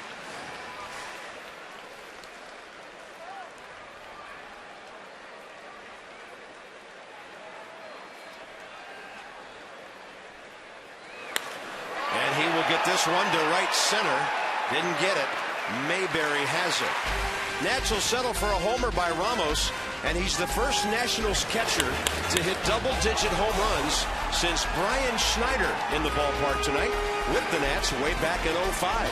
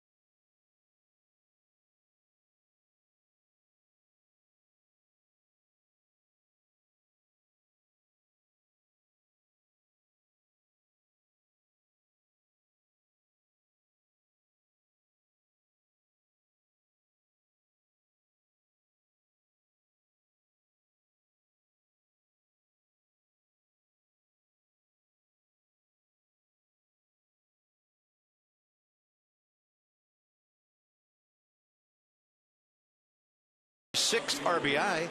2 for 2 tonight as he battles his way to the 250 mark in batting average. Get maximum access to exclusive Nats interviews, special behind-the-scenes content available only through social media. So be the first to know when you like Masson on Facebook at facebook.com/Masson Nationals. Content you can't miss.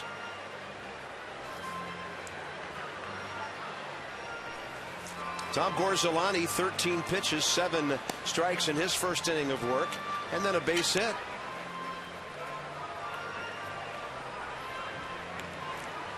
And don't forget about the Mid-Atlantic Sports Report. Tom, Phil, Dave, and Mel. Latest news on the Nats, rest of the league, every day, Monday through Friday, commencing at 5:30 Eastern.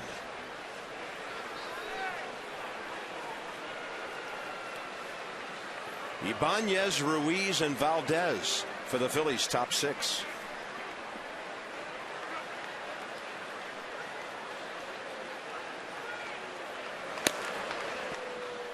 And going back to the Phillies' third inning, they had so many hits in a row. It felt like they scored more than 4 runs. It sure did. No, it did. I mean, this is... How often you get 7 hits? Gorzolani keeps the Phillies right at 4. You got a close baseball game all of a sudden, but the fact they got 7 hits in the inning, it felt like they scored about 7 runs. Well, you talk about important innings right here. Shut them down, then you've got 3, 4, 5 coming up in the bottom of the 6th. Gorzolani slips one under the bat of Raul Ibanez, who was trying to hit a home run on a 2-0 pitch. He's hit 16 this year, 65 RBIs.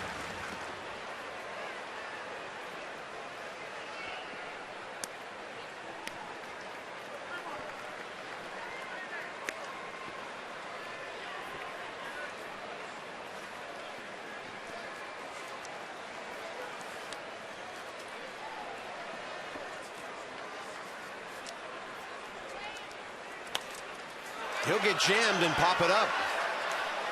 And it'll find its way over the screen.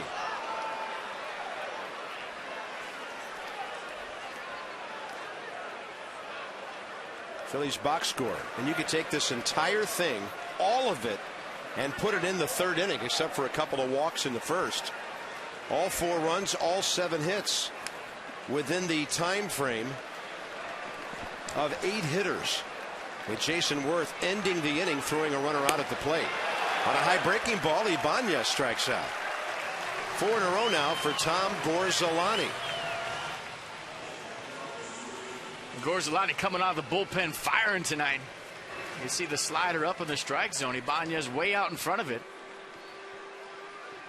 And so far, so good for Tom Gorzolani. Good fastball, good slider, good tempo out of the pen.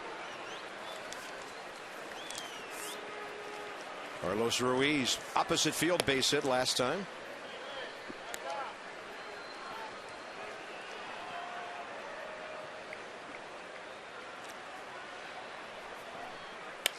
He will pull this one right down the line. Just inside the chalk. And Ruiz will be 2 for 3.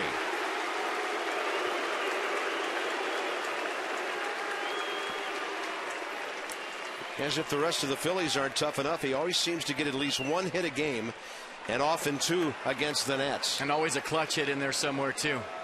You look at him stay through the off-speed pitch, and this is just fair. It's a great shot right there of checking out where the ball lands. A couple inches fair. Ruiz with a double. Next up is Valdez. And he had an opposite field single last time.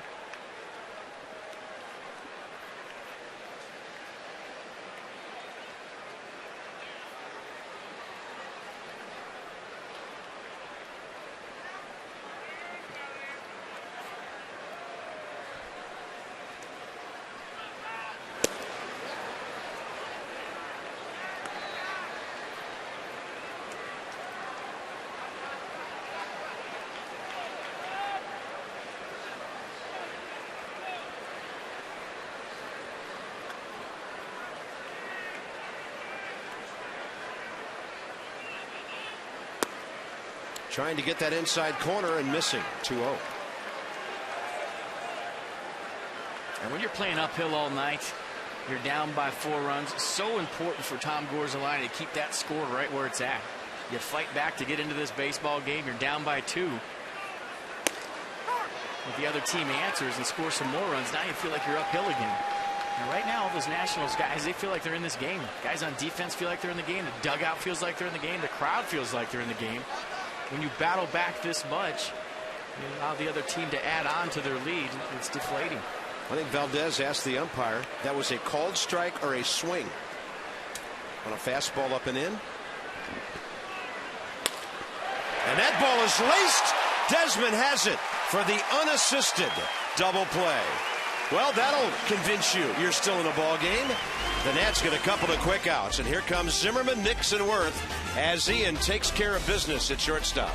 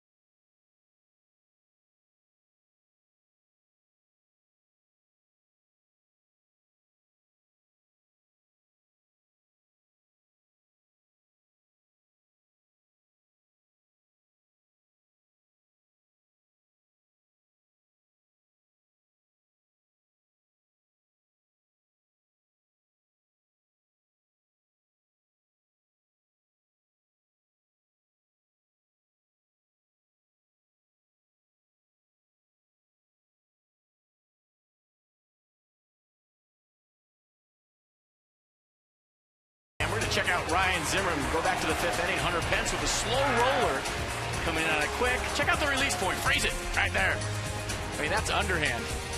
Nobody comes in on a ball better than Ryan Zimmerman from third base. Getting something on it right on the money. That's how you do it at third. Coors Light Freeze Cam brought to you by Frostburg Coors Light. Boy, how much do first basemen love that when the throw's belled high right at him. And that's a guy, Hunter Pence, who can run. All right, so there's Ryan with the glove. Here he comes with the bat. 6th inning underway. The Nats box hits in only 2 innings, but they've made good use of their hits. The Ramos bloop, the Desmond liner off the glove of Mayberry for the 3rd inning RBI, and then the Ramos shot into the left center bullpen in the 5th. So not a lot of hits, but the Nats in the ball game with a long way to go. Ryan has gone up the middle twice. Fly balls to center. And that ball is going to plug the gap. Now Zimmerman is hit safely in 24 of his last 25 games. Well, we mentioned, FP, how big it could be if Gorzelani could put up another 0 with these guys coming up. And he's reached base 25 games in a row. A little ambush from Ryan Zimmerman. Going up there, first pitch fastball hunt, and drives it in the gap. So a leadoff double for the Nats. Now it's up to Lance Nix to either drive him in or get him over to third base with 1 out. As great a career as Ryan's already had here, this last month has been one of the most consistent stretches of excellent hitting he's had in his 6 full years. So here's Nix 0 for 2. Did reach last time when Wilson Valdez had a hard time coming up with his chopper. Over at third after he popped up to second. First time up.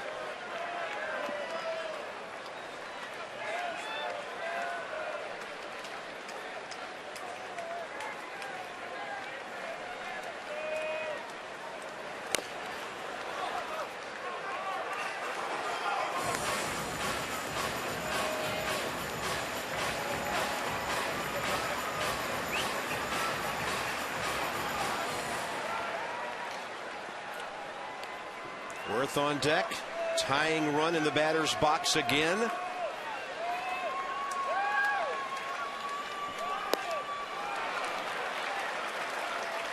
tell you, they are tough pitching Lance Nix these days. He either sees stuff away off the plate or it's breaking stuff coming straight down toward his back leg.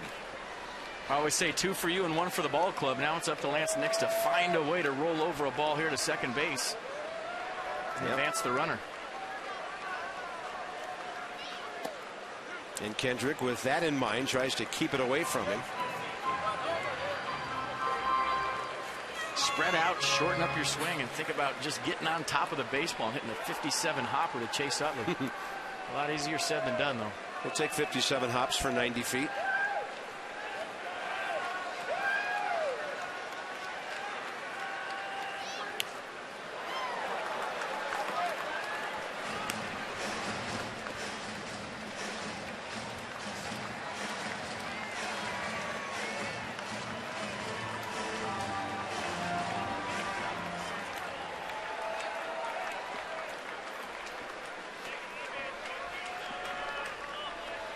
Two and two to Lance Nix.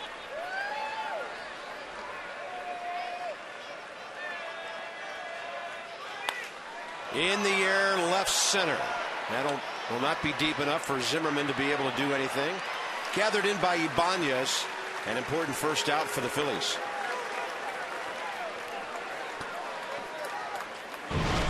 Go back to the third inning. Check out Jason Worth in right field. This might turn out to be a very big play in this baseball game. We're talking about a field that's very wet. Jason Worth fielded that ball cleanly. Good throw to Wilson Ramos at home. You're talking about a close game. It's getting late. That could be big. 9th assist of the year, 60th outfield assist of his career. By the way, you might have noticed on the replay, he had the ball when Raul Ibanez, who's not that fast, was on the third base bag. So Juan Samrell really rolled the dice with 2 outs. Fastball inside. They did have the pitcher on deck there, so a calculated risk.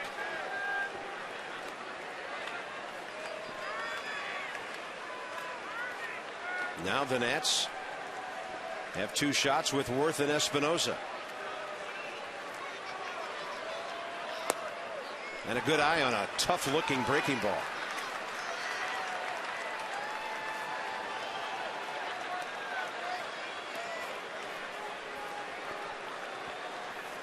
Danny Espinosa hungry for hits and RBIs these days.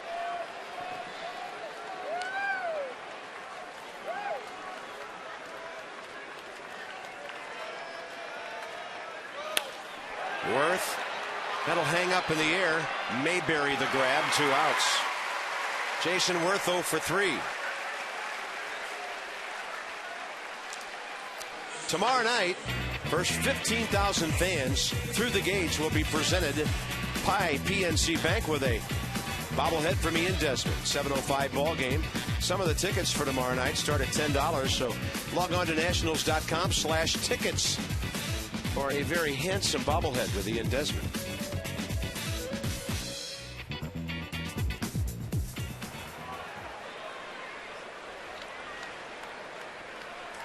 Danny Espinosa, strikeout and a foul out on a broken bat to the catcher. Ruiz jumps inside, ball 1.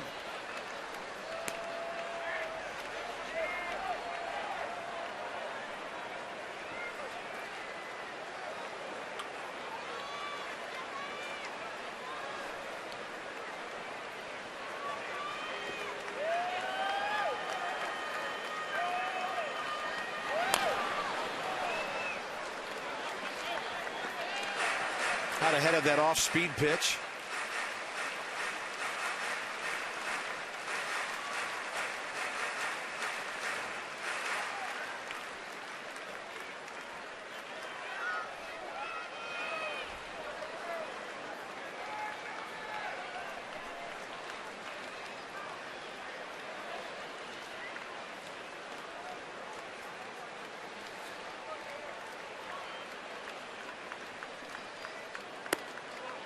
Target in, fastball up.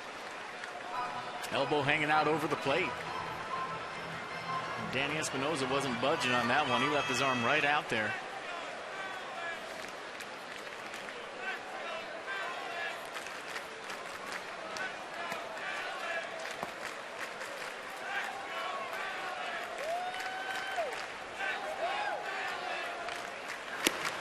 That's 3-1 now.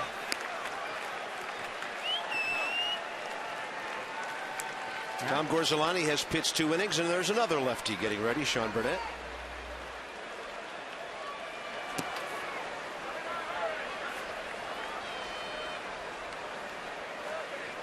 Zimmerman led off the inning with a double. 2 outs later, still waiting. That's 3-2. And they are pounding Danny Espinosa in.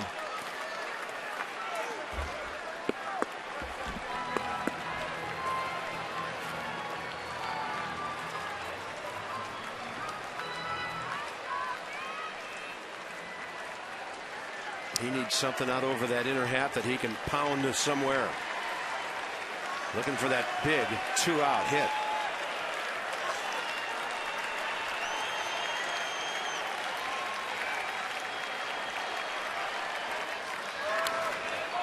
Got a pretty good cut there. In fact, maybe Ruiz thinks Kendrick made that one too good. I mean, the more you watch Ruiz catch, you just appreciate how he calls a baseball game. And everything in that sequence was in off the plate to Danny Espinosa. Ran back a 2-seam fastball the pitch before that. And what does he want? 3-2? A fastball away.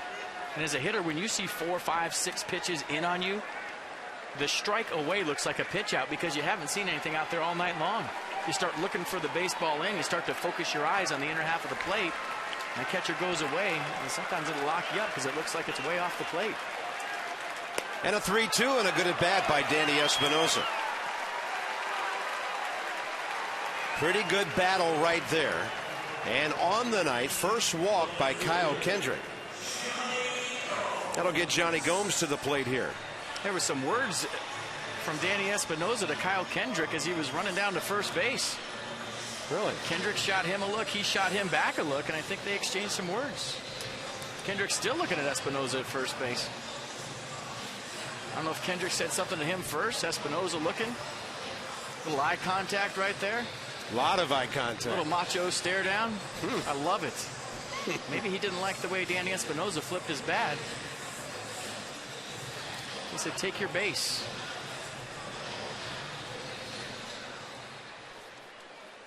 Stir it up. I love it.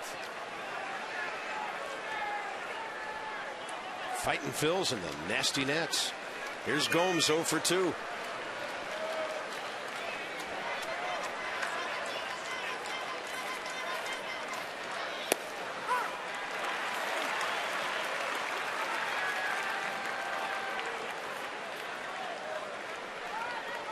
Bradledge is back. 1 save on the year. Ryan Madsen's been their late inning guy with 23 saves. Lidge on the road back. Throwing that slider pretty good lately from what we've been able to see.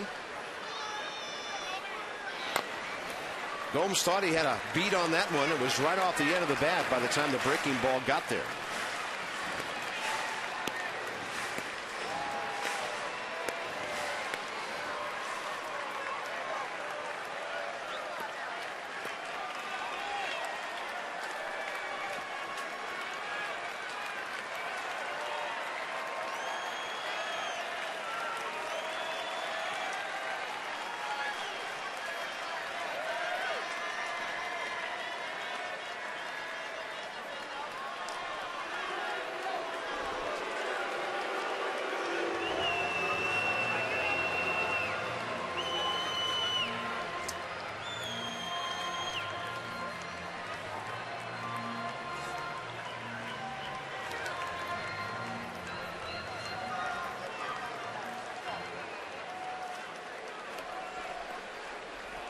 I think the way this inning is being approached by both ball clubs indicates how important this point of the ball game is. Everything very deliberate, very calculated, and at least for a moment there, rather emotional. Charlie Manuel's ball club, 28 games over 500, leading the Braves in the East by 8. And Davey Johnson's ball club fighting for win number 60 tonight. 1-2 pitch.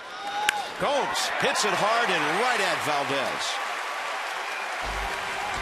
5 stranded tonight, and a Philly fan thought he'd get his picture taken with the presidents. And evidently George feels that Philly fans should be heard and not seen.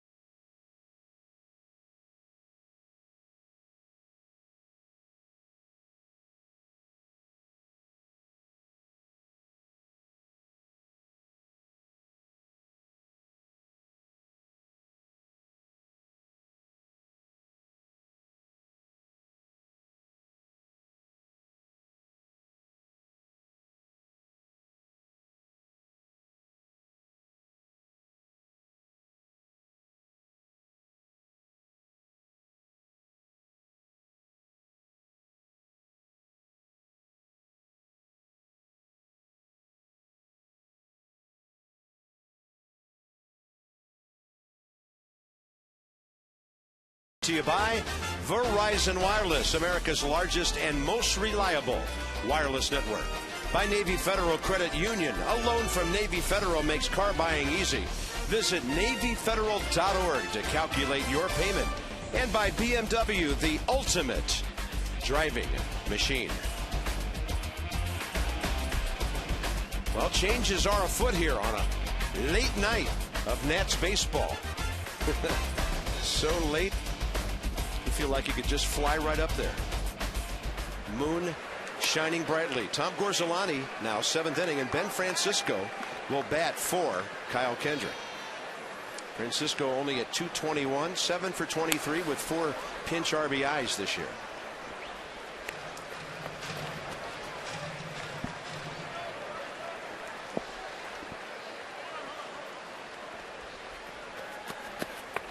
A 29-year-old outfielder from Santa Ana, California.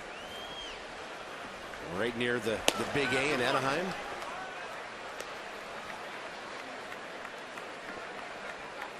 So Kendrick, 6 innings, 5 hits, couple of runs, a walk, 4 strikeouts, 92 pitches, 62 strikes. Pretty good outing from a guy that didn't know he was pitching tonight.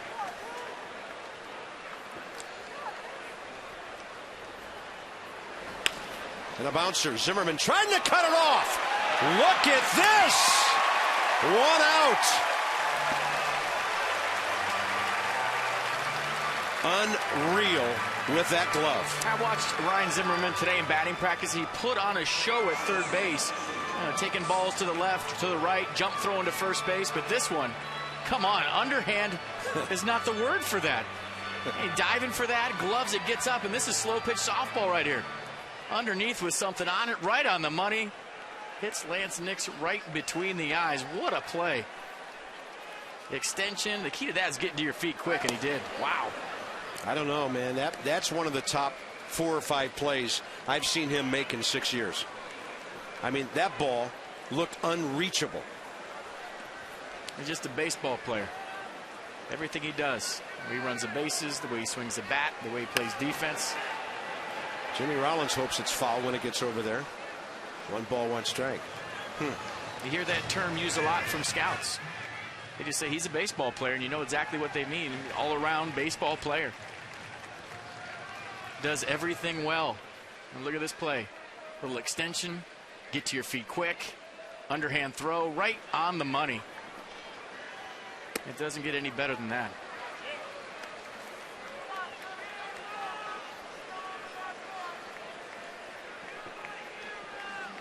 Jimmy Rollins 1 for 3 tonight.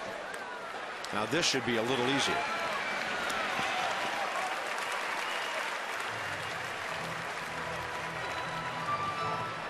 Bases empty, 2 outs as Tom Gorzolani in his final inning, you would think, due to bat second, straight ahead, is 1 out away from shutting down the Phillies for 3 innings. He's only given up 1 hit.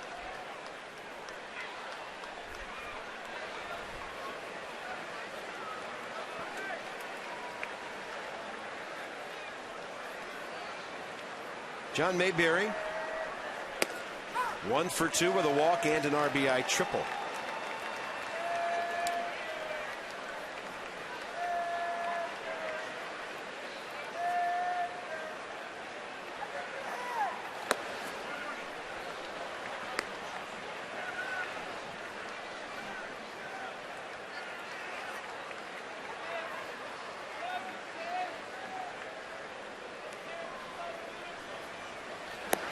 And that one goes bending down and in, 2-1.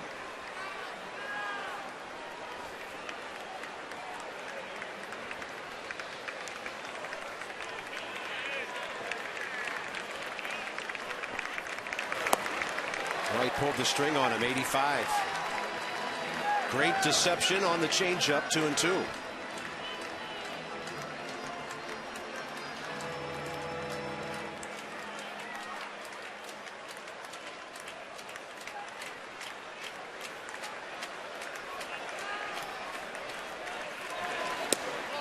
And he tried to get the outside corner with one.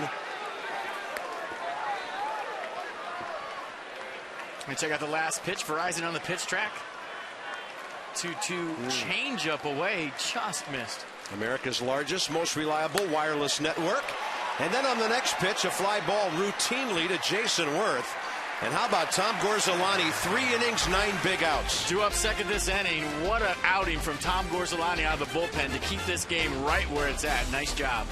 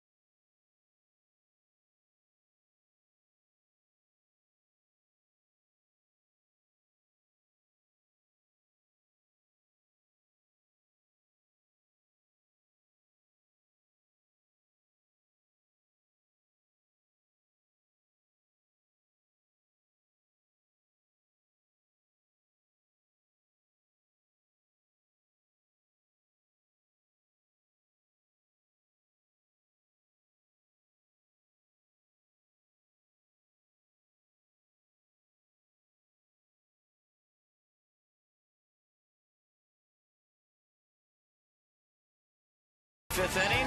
Who else? Wilson Ramos. It's got to be a tater, and this was. A little slider out over the plate, cut action on it. Wilson Ramos. Big home run to the Phillies bullpen. So Ramos having a big night tonight. 2 for 2 with the jack. He scored 2 times, and he'll be leading off the 7th. Well, Brad Lidge, it's just been amazing how much he's been hurt since being a Philly. He's been on the DL at least 5 times. Left knee, right elbow inflammation last year.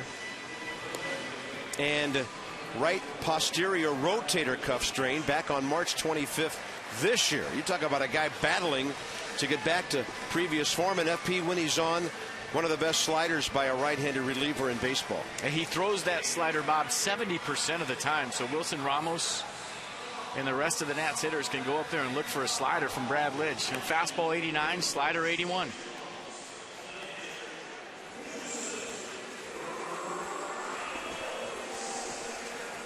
With Ramos, the home run hitter, stepping in. Tonight's copyrighted telecast presented by authority of the Washington Nationals and may not be reproduced or retransmitted in any form. And the accounts and descriptions of this game may not be disseminated without the expressed written consent of the Washington Nationals. Ramos, Cora, Desmond. Bottom 7. Alex Cora will bat for Tom Gorzolani in a moment.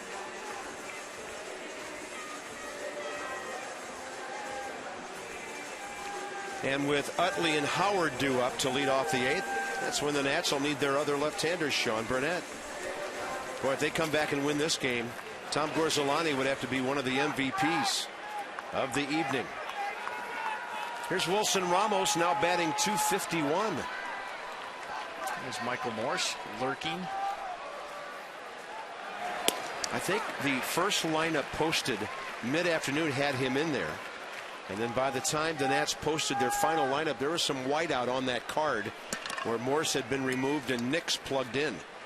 Yeah, the elbow's barking a little bit. Check him out. He's doing his homework right now on the bench. He's ready to hit. That was quite a shot he took the other night.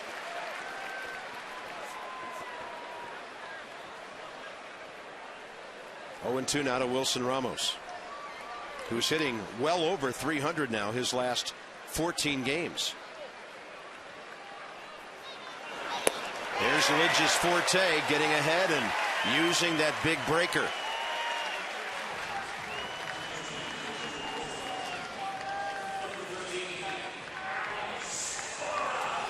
Alex Cora, sort of the forgotten man in that dugout lately. He's had only 132 at bats all year. Probably what, maybe 20 in the last month or so. And as a pinch hitter, Alex, 4 for 16, couple of RBIs. And since Davey Johnson's been the manager of the Nationals, Alex Cora's playing time has diminished greatly. Jim Riggleman used to run him out there at a day game after a night game, give one of the young guys a rest up the middle. But when you talk to Davey Johnson, he says, hey, Desmond and Espinoza are young. They're trying to establish themselves. And we want to see them play. Cora sharply, but right to Chase Utley. 2 outs. Top of the order with Desmond. He in 1 for.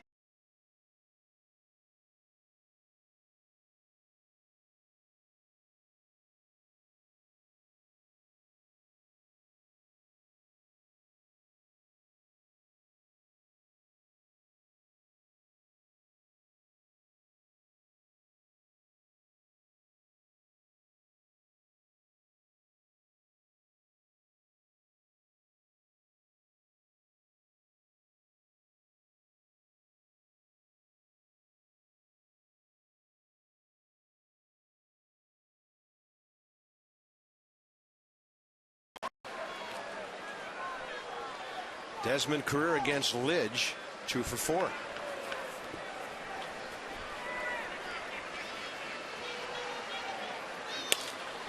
Right off the end of the bat. That'll be easy for Ibanez and Lidge in the bottom of the 7th inning. Phillies led 4-0. It's now 4-2, 2 innings to go.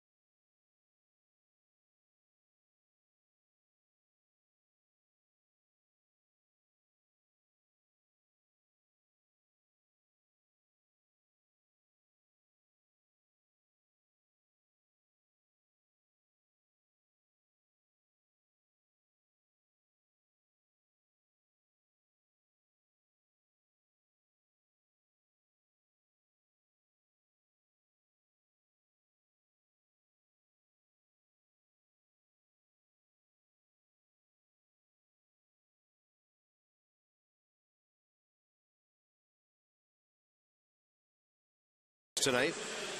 And Tom Gorzelani right now as we check the Cox Wireless game summary, FP. Really the story of the middle of this game. Yeah, he was good. We saw him warming up with the bullpen for about 3 innings, so he got it hot. He came into the game and he brought his bullpen. Right into play. Good slider tonight to Ryan Howard. Crispy fastball as well. So good tempo, pounding the strike zone. 3 scoreless innings for Gorzelani, doing a great job of keeping the deficit right where it's at. Learn about the unbelievably fair wireless service now provided by Cox. Visit their new solution stores or Cox.com. All right, 55 games now for Sean Burnett.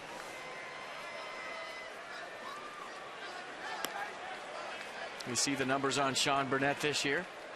A fastball slider change from Sean Burnett. Lefty sitting 233 against him.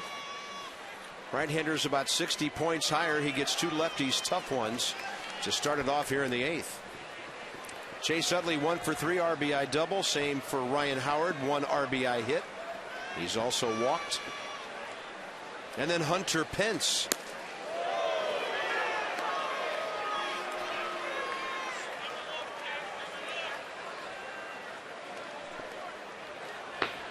Left-hander Antonio Bastardo.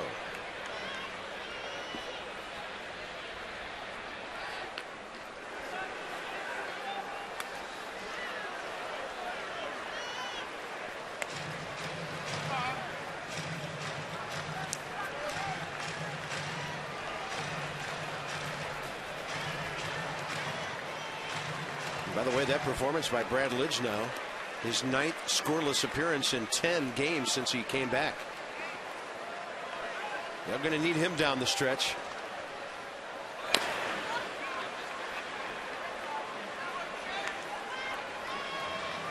He didn't even make his debut until July 25th.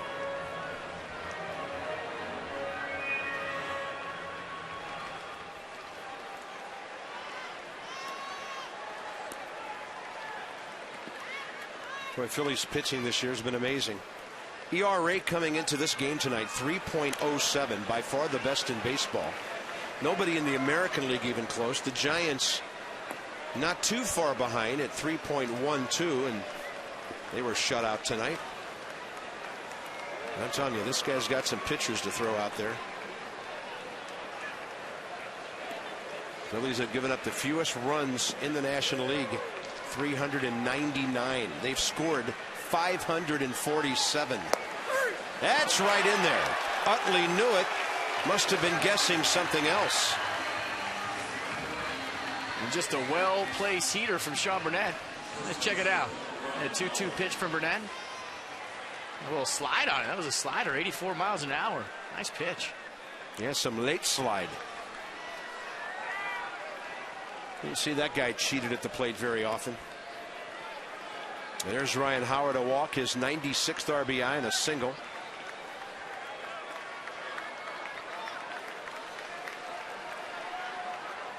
So Ryan Howard and Curtis Granderson of the Yankees are in a race for the first guy to 100 ribbies in baseball this year. What do you call them? Steaks? Ribeye steaks.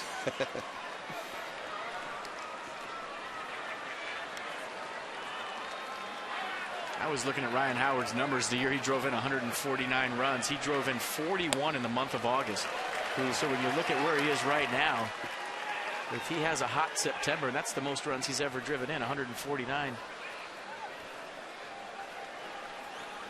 I mean, he could do it. He's had some amazing totals.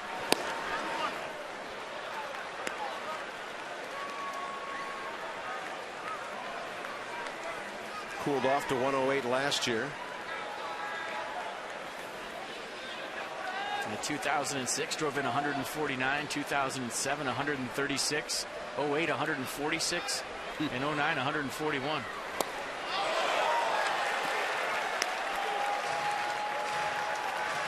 By the way, in that 06 season, set a Phillies home run record. He only beat Michael Schmidt's team record by 10 home runs, hitting 58.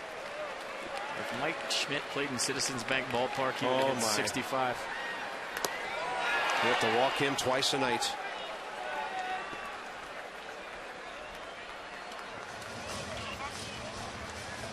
Hunter Pence, 1 for 3 this evening.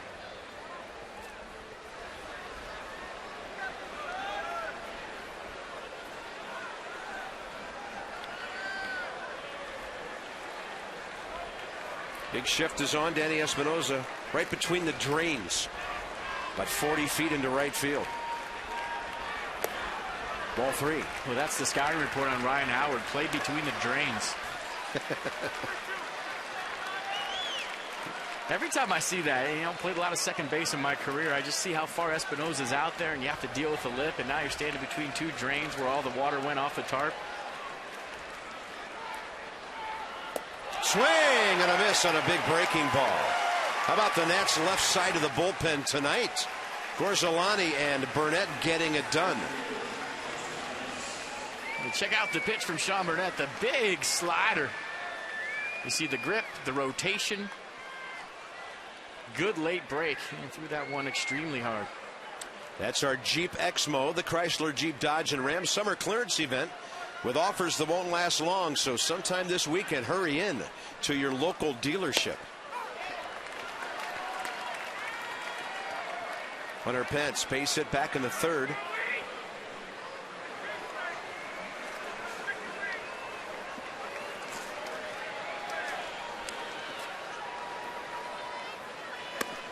That'll put him down.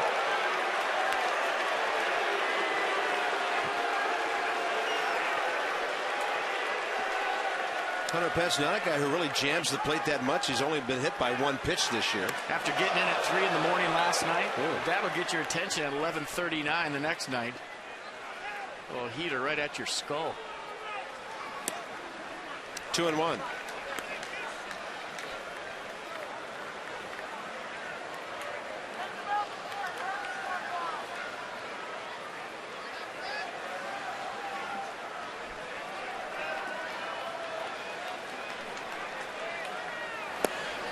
And that's ball 3. Fastball low.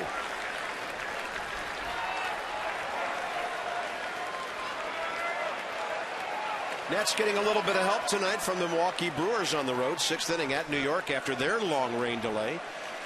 Brewers 4, Mets nothing.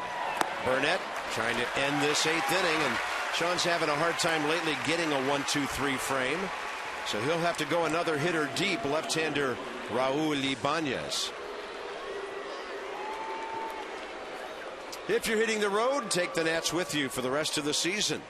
MLB.tv. Check it out. Every Nats game live or on demand on your computer, your favorite device. Nationals.com for details. You can order right there. Baseball everywhere. MLB.tv.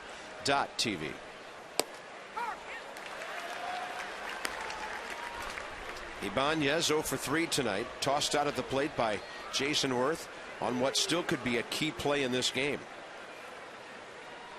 Final out of that 4-run 3rd inning. Phillies only have 1 hit outside of that frame tonight.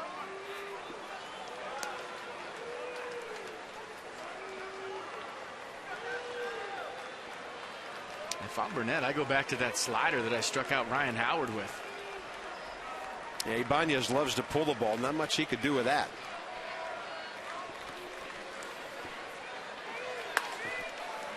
There's a pull. Espinoza. This one into the bottom of the 8th. And here come the Nats. Number 2, Ankiel. 3rd hitter, Zimmerman. And then the cleanup man, Lance Nix.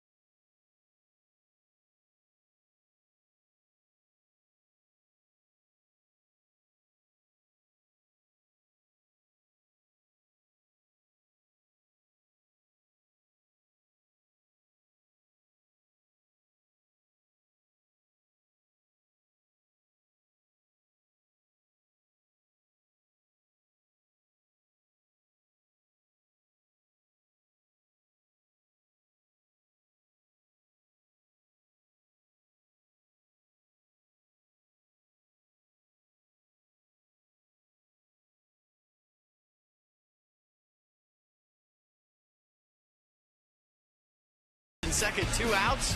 Pretty good at-bat work. It swooped a seed down to third base. That ball gets in the corner, you never know. Pretty good at-bat. Flips the helmet, showing the mohawk. Not happy. Wishing that ball was down the corner for a couple RBIs. Pivotal plays happen in sports. They happen in business and government, too. See who's making them at pivotalplays.com. Well, still time for some of those. It'll be Antonio Bastardo, who's really tough on lefties. And he's got 2 of them around Ryan Zimmerman to face here in the 8th.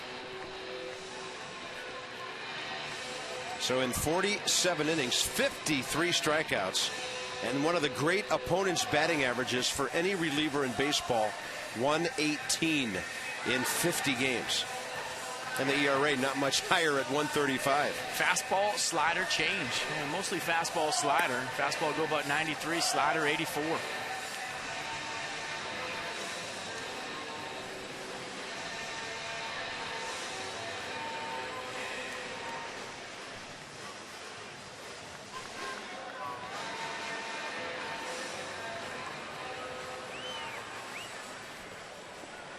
Rick Ankiel 0 for 3 tonight. Bastardo gets his back foot up against the first base side of that pitching rubber, creating a severe angle against these lefties.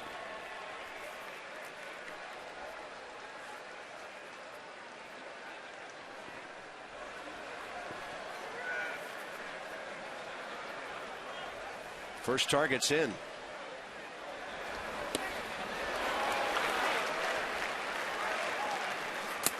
That was interesting. I wonder if the inside target meant fastball. Looked like he threw a breaking ball there, and he gets a visit. Nobody's hitting this guy. The 12th visit of the night from Carlos Ruiz. You're keeping track. Yeah, I think he's out of timeouts.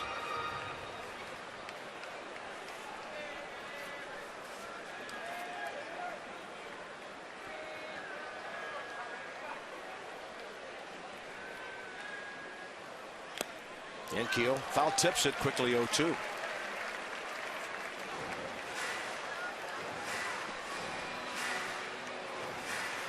You'd love to get somebody on for that guy.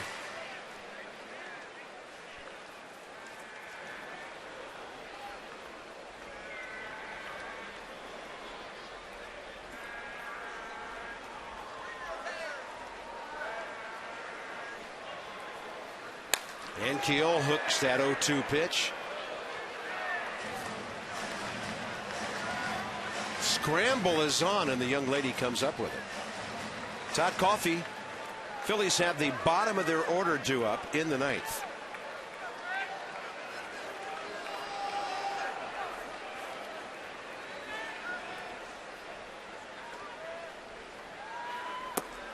Way outside, and Ankiel can't reach the breaking ball.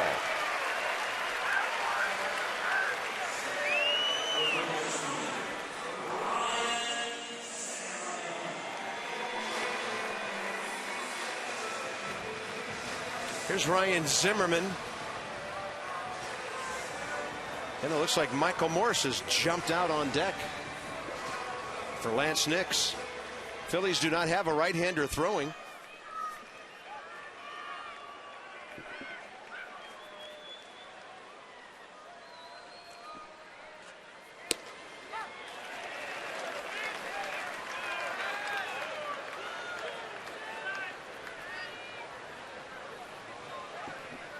Michael Morse available to pinch hit. Ryan Zimmerman 1 for 3 with a double tonight. You go 1 for 3 at this stage of the season, your batting average doesn't even move off the 300 mark. And Ryan is hitting close to 400 now over these 25 ball games when he's had only 1 hitless game in that time.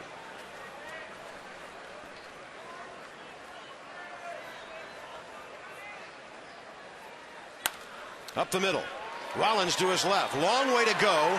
The ball beats Zimmerman to the bag. Well played by Jimmy Rollins. 2 outs. What a play by Jimmy Rollins. We talk about range and going a long way for a baseball. You should be smiling because that was a sweet play. Going behind the back. Look where he throws this ball from center field. Doesn't even look. A blind throw right on the money to Ryan Howard. And this will show you how far he had to go for it. Up the middle, behind second base. Little spin move. That's robbery. Just one little off-target aspect of that throw, and Zimmerman's safe. So that's huge with Michael Moore stepping in now. Well, now Ryan Zimmerman knows how some of the guys feel who hit the ball to him.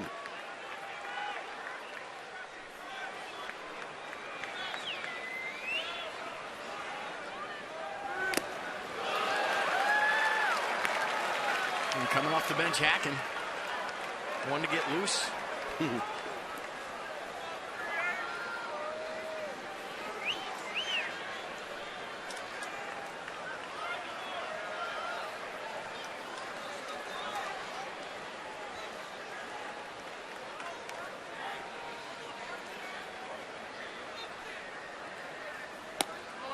And that's a straight change from the lefty that stays outside.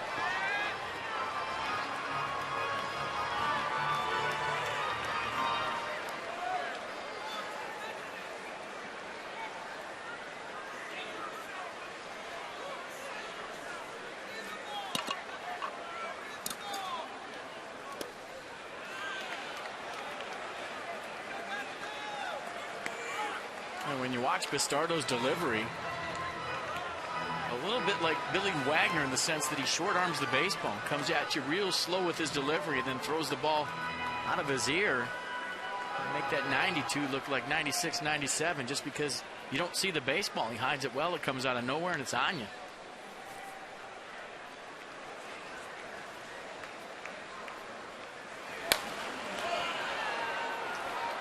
Well, how about these bullpens tonight? Gorzolani and Burnett, 4 innings, 1 hit, no runs. Phillies bullpen looking unhittable. See where he's throwing the baseball, coming right behind his hat, so he doesn't give you that big long arm action to where you can see the baseball. Just kind of comes at you very slow, and then bam, it's on you. Not to mention the tremendous break on the slider.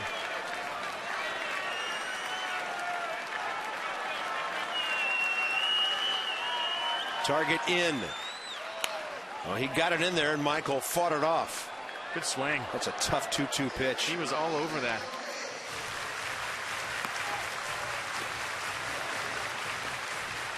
That's been the book on Michael Morse for about the last 2 weeks. And we're watching teams start to pound him consistently in with the fastball. The only thing is, if you don't get it in there to the big guy, he's going to do some damage. Now they go away. That's a little bit low as he threw it over the inner half of the plate. Right now for the Nats, walks as good as a hit. Trying to get that tying run up here in the 8th inning. Phillies have out hit the Nationals 8-5 and lead 4-2 with all their runs in that 3rd inning.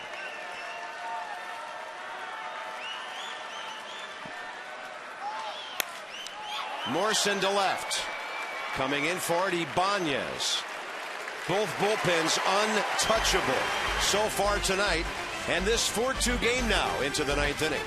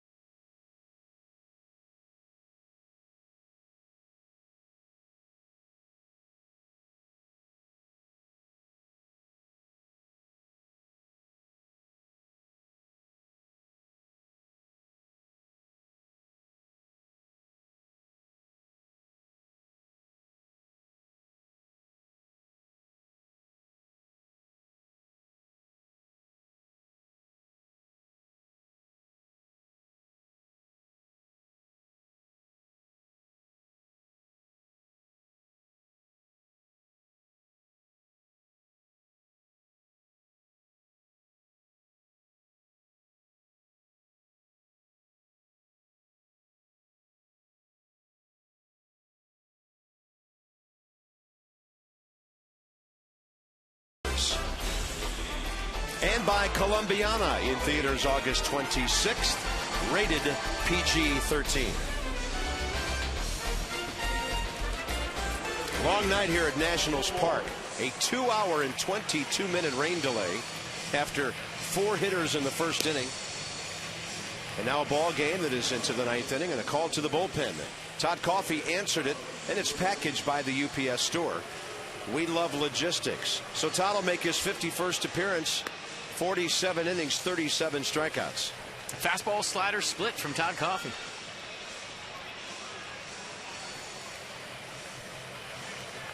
Bottom of the order for the Phils. A couple of right-handers, Ruiz and Valdez.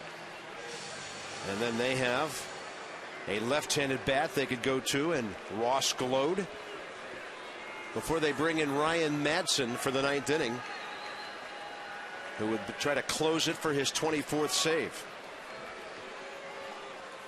Ruiz is 2 for 3, RBI single and a double, and Ryan Madsen sure has made the transition from setup to closer pretty seamless for the Phillies.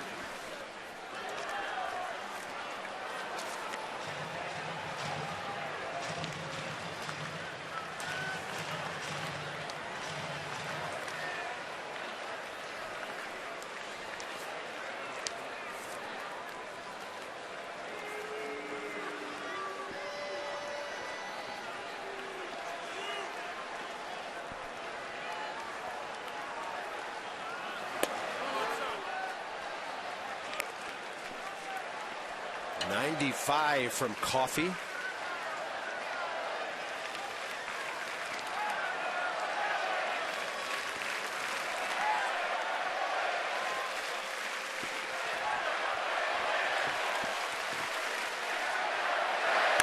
On a pitch up. Well hit. Center. Rick Ankiel got there in a hurry to wait for it. Things are winding down south of us at Fitzner Stadium in Woodbridge. Potomac Nationals trying to still defend that Carolina League championship. 703-590-2311. Ticket information or PotomacNationals.com. And Valdez will step in now in the number 8 spot.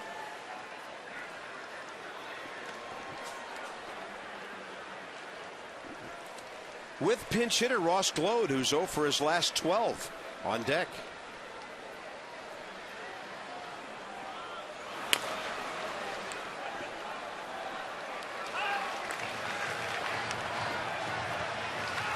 Great crowd, by the way, paid their way in tonight.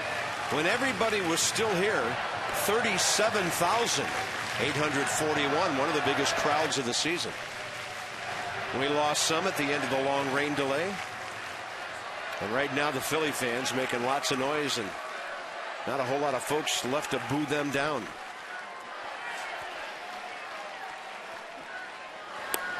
There's that hard slider by Coffey, low and away. Funny how with the 2-hour and 22-minute rain delay, the crowd came back very boisterous.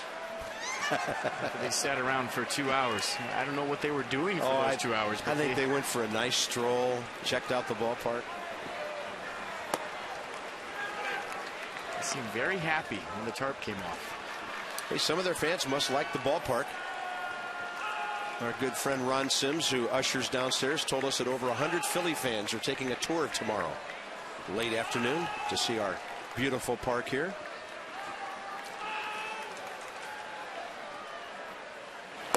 That's low and away, 3-1.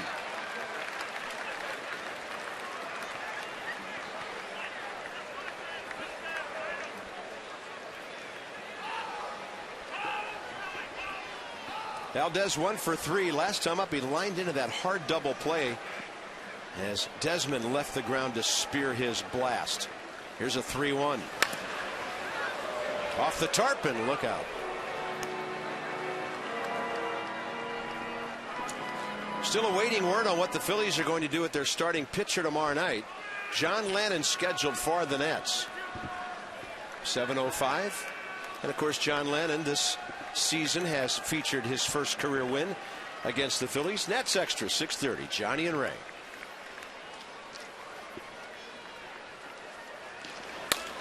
Bouncer right side. Morse can retreat as Espinoza gets it to him. 2 outs.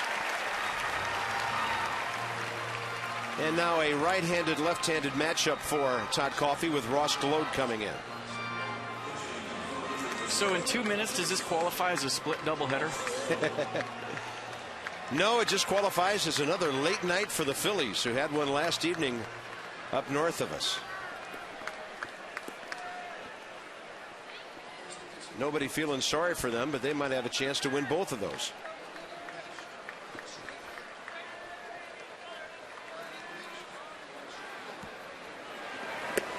Fastball outside. Nats in the 9th. Worth, Espinoza, Gomes the do-ups with Ryan Madson, who has blown 1 save this year, coming in.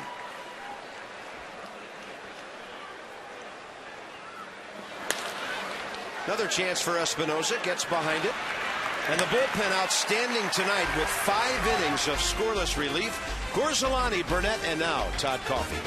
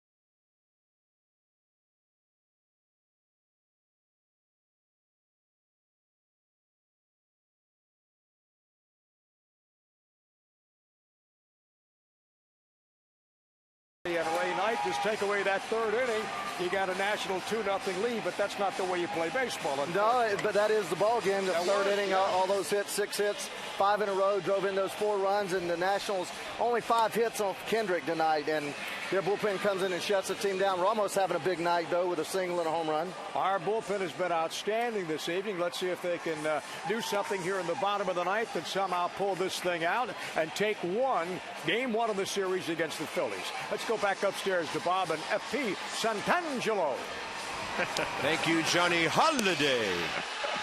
Good-looking boys there tonight, and they'll be along with Nat Sexter. Here's our game summary. Well, a couple of Phillies got RBIs during that 4-run 3rd inning. Wilson Ramos, a homer. Good night for the Nats. And really, the double after 1 out by Jimmy Rollins. He was almost called out on a 2-strike pitch, Pete. Then he got a big hit to get them going. And we're going to make it our 4th drive of the game. Jimmy Rollins staying on that swing-back fastball from Livan Hernandez. Lance Nix with a good effort at first base. Danny Espinoza hustling down there to keep Rollins at second. That was the first hit of the ball game, and that's our 4th drive of the game. And the Phillies have only had 1 hit outside of that 3rd inning tonight.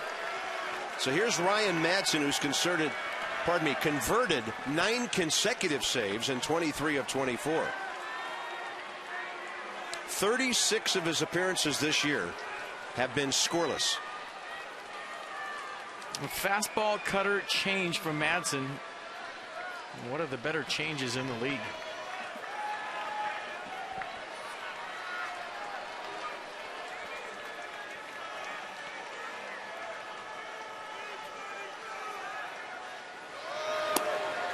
On the corner with a strike. Jason Worth 0 for 3.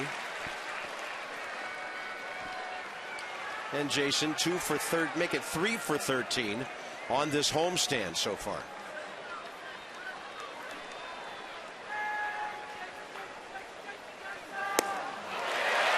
And that's the changeup I was talking about.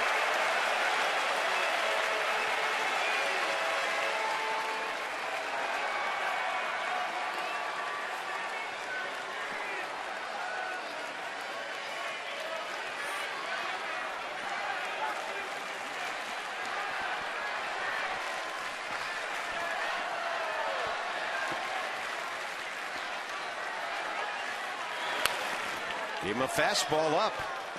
94. Jason able to get a piece of it. That might have been a show me fastball up in the zone to get back to his changeup. Makes sense.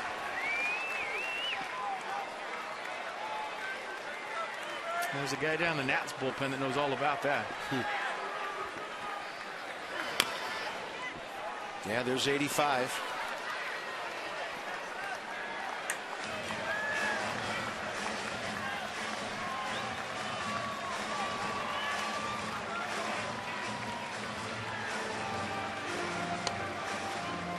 Bottom 9 is Worth leads off. Phillies lead the season series 7-4. But 6 games in this ballpark have been split so far. And that's a bouncer.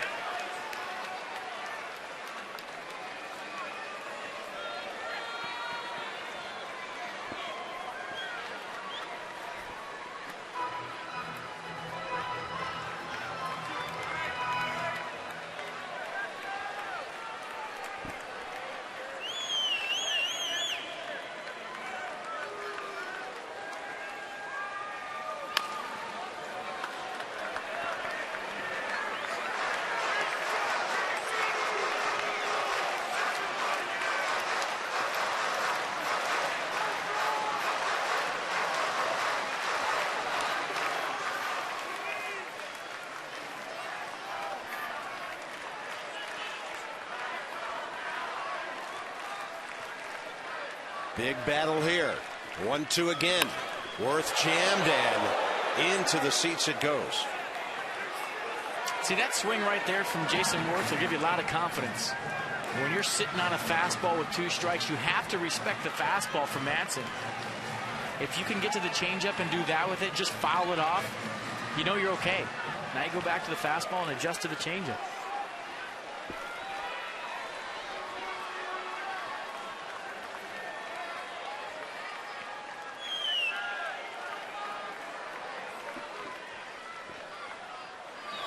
Fastball, similar to the one earlier. As far as the result, a couple of miles an hour quicker.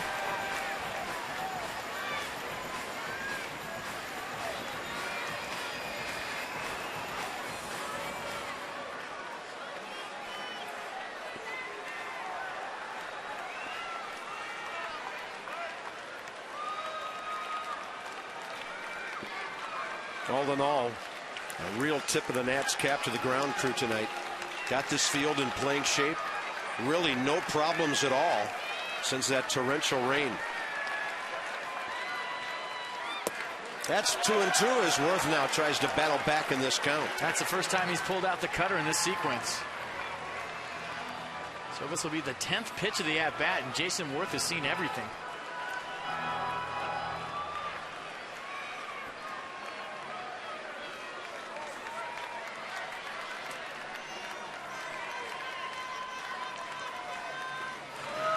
Inside, resulting in a funny catch by Ruiz.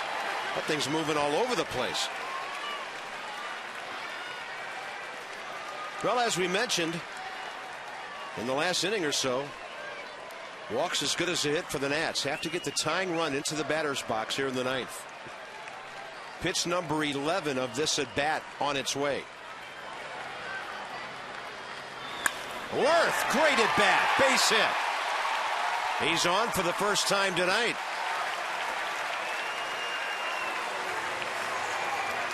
And that'll get the attention of everybody in the Nats dugout. What an at-bat. 11-pitch battle. Fought off a bunch of tough pitches on the black to get to a 3-2 pitch. Getting his hands inside the ball. And I'll tell you what, you go up there and battle like that, that'll wake everybody up. And all of a sudden, you got the tie-in run of the plate in the form of Danny Espinosa, who is so due to get a hold of one. And I know that's an old baseball term. It doesn't necessarily mean something's going to happen, but it has been a while for Danny. 3 RBIs since the All-Star break, 1 home run. His time's got to be coming in one of these crucial at-bats. Walked last time, working the count pretty well.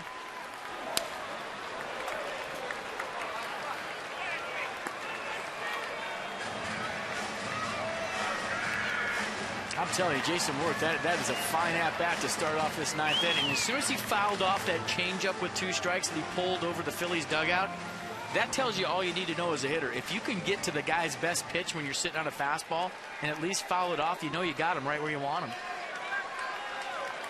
One of his better at-bats of the season.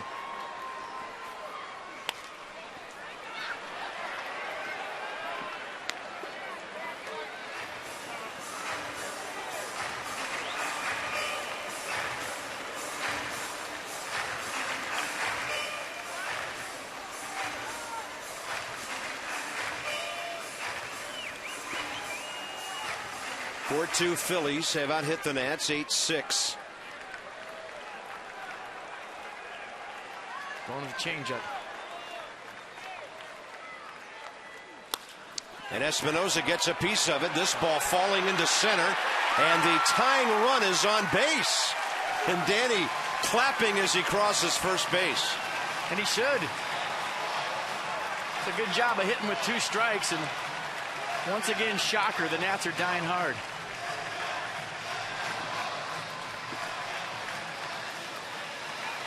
Went fastball away, cutter in, got to the changeup 0-2, and nice job of staying on that pitch by Danny Espinosa. You put the ball in play with 2 strikes, good things happen.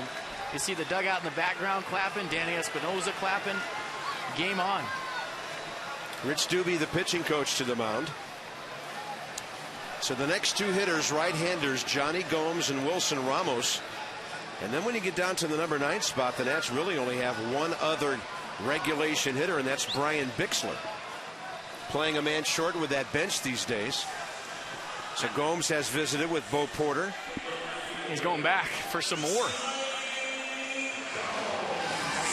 The rule of thumb is you play for the tie at home to win on the road, but when you talk about the Nats having a short bench and Wilson Ramos being on deck, Wilson's had a big game, but if Johnny Gomes bunts right here, he'd probably walk Wilson Ramos to get to a pinch hitter. In a right-handed matchup. I just think you let Johnny Gomes swing right here. If you're in a different part of the order with a different hitter, maybe you think about bunting. We'll see what happens. You never know, but if it's me, I'm letting Johnny Gomes get 3 hacks. Yeah. Well, the bench situation definitely comes into play here. Gomes scorched it last time, right at Valdez at third, with 2 men aboard in the 6th. And then he was robbed of a hit by the pitcher before that, so he's had some hacks tonight. He shows bunt, takes a strike, as Valdez and Howard charge from the corners. And Davey Johnson has said in the past, he's a manager who doesn't like to give away outs a whole lot. Tyler Clippard, if the Nats are able to tie the game, somehow they could take the lead. Well, who needs Drew Storen? It's the bottom of the 9th.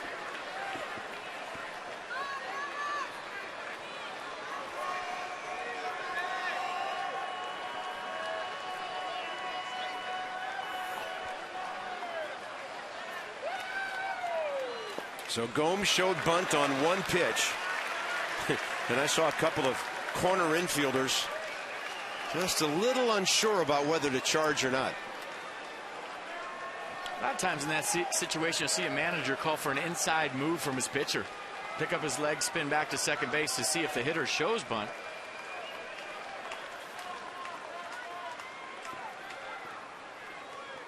Oh, Gomes gets a fastball.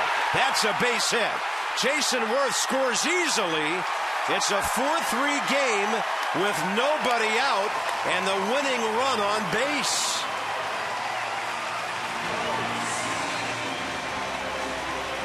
I mean, he got one center cut and knew what to do with it. Let him swing away. Johnny Gomes coming through once again tonight. You see the no stride right there.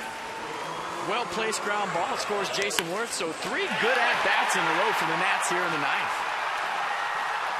And now you have to think about the bunt once again with Wilson Ramos. Yeah, this is interesting. And the other catcher, not Brian Bixler, is on deck. And Bo Porter is not taking any chances on anybody missing signs right here. I'm talking to Wilson Ramos. They're having a nice chat. And FP, here's another situation with a young hitter.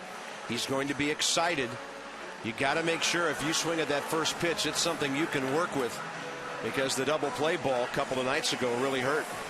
When you have a couple of hits in your back pocket to show for the night, and one being a home run, that'll relax you every single time. And there's Jesus Flores on deck, not Brian Bixler.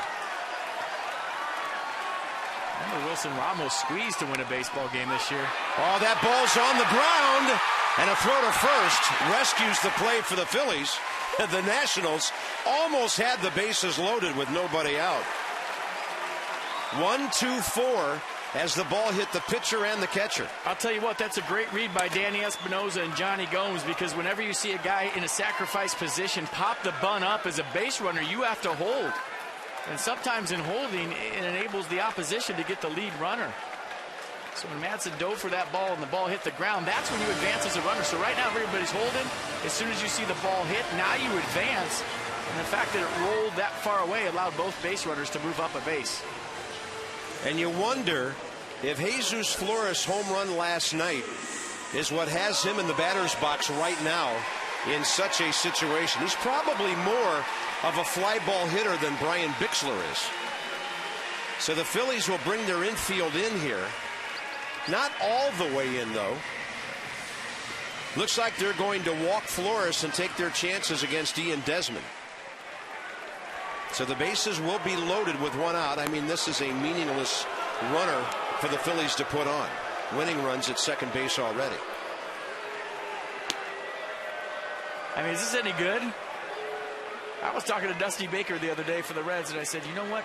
We've had so many games like that this year, where we're up in the booth and it's the ninth inning and this team keeps fighting, keeps clawing, battling to the last out.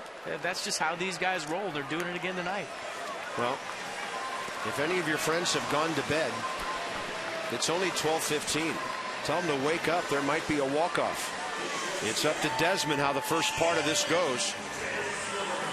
And now we're right back in that same situation with Desmond that Ramos was in against the Reds on Wednesday night, with the bases loaded, one out, bottom of the ninth, down by a run. You're thinking about the big part of the ballpark right here, something up in the zone. You're thinking right back up the middle, something you can drive to the outfield. You're not thinking about winning the game. You're not thinking about a walk-off hit. You're thinking about squaring up a baseball and hitting the ball as hard as you can. Oh my, Desmond way out ahead of that. It banged off the screen right in front of the Phillies dugout. A pretty good swing. Very short, very compact. That was a 96-mile-an-hour swing on an 82-mile-an-hour changeup. Ian has excelled in this situation in his career. RBI double already tonight.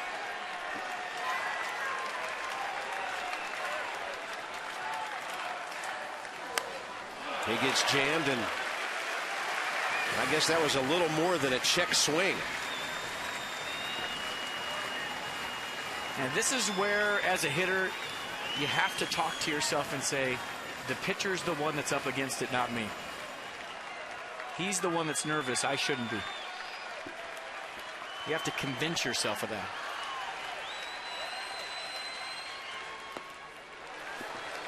Pretty good take on a changeup, 85 low.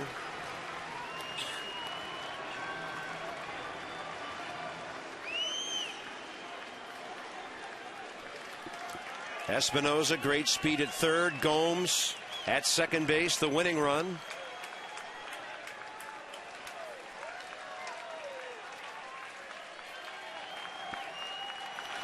And Desmond will take a fastball right by the knob of his bat, 2-2.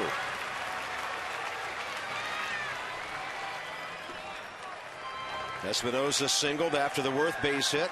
Gomes the RBI single after the Ramos sacrifice. Flores walked intentionally. Desmond on a high pitch and somehow got over the top of it.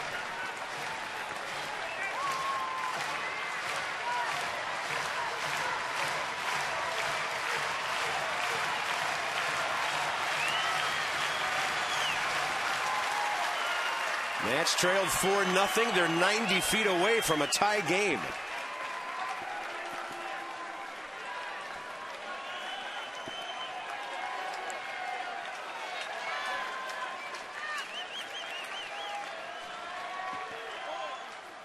Desmond jammed. That's going to fall in for a base hit and tie the game. Hunter Pence throws home, and it's 4-4.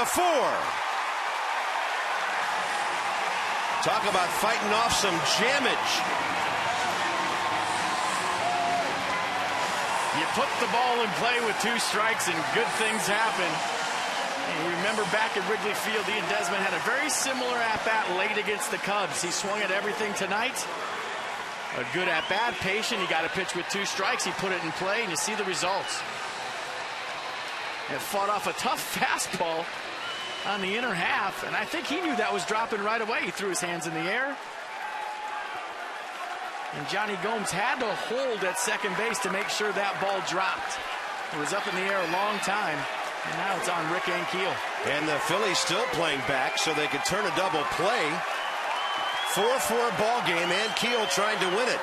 0 for 4 with 3 strikeouts tonight. Way inside ball 1.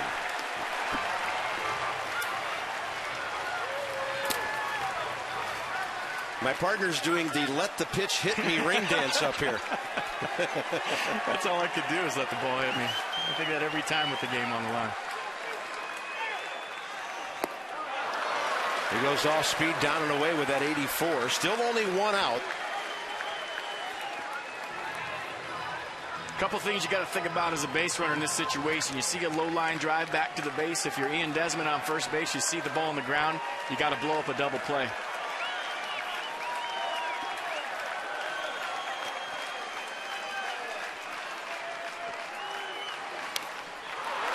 He's really slowing down Ankiel's bat with those changeups, and the count's 1-2.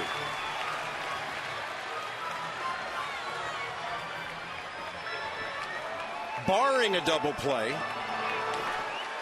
Ryan Zimmerman could still be a factor here in the 9th inning as he waits.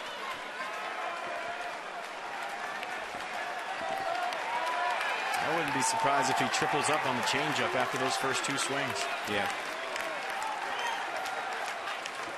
Ankiel, 27 RBIs this year. Strikes him out. 3 consecutive changeups. That hurts. Here comes Zimmerman. Rick Ankiel, 4 Ks tonight.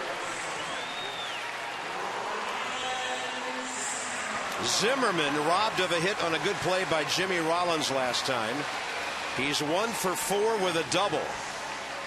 And he's had some after midnight moments on baseball fields in this town, both over at RFK and right here at Nationals Park. Now, this is what you call the proverbial right man in the right spot.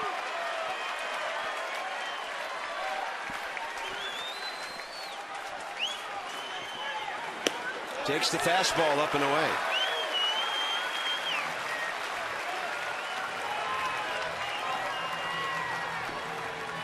He goes 1-0 fastball right here. It's going to be hit hard somewhere. It's just a matter if he throws him a fastball or a changeup behind the count.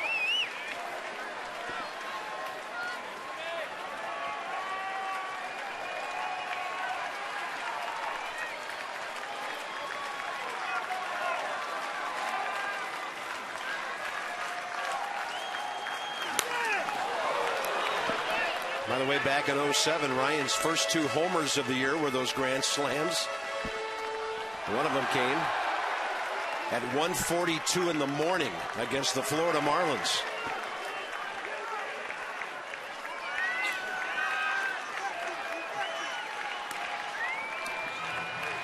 Good success against Ryan Madson over the years.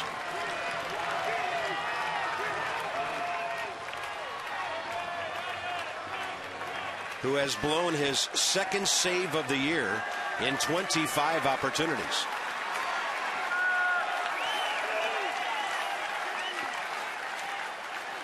Inside, ball 2.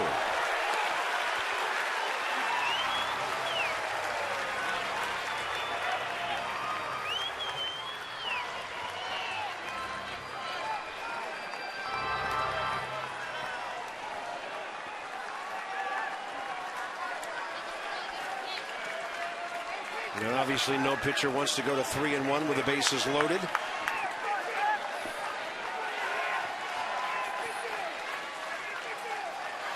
High fastball. That is unlucky. 5 or 6 feet foul. Just killed into the corner. Strike 2.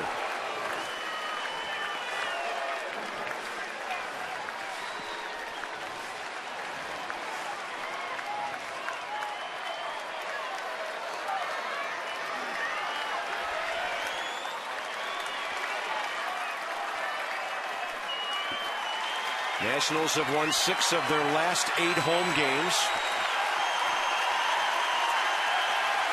With a fastball like that, you usually see a changeup after it. And Ryan Zimmerman was not ready to hit. He looked up. Madsen was ready to pitch. Good job of stepping out. 2-2 pitch. That's ball 3, and it was smothered by Ruiz. Went to the changeup. Fish ain't biting.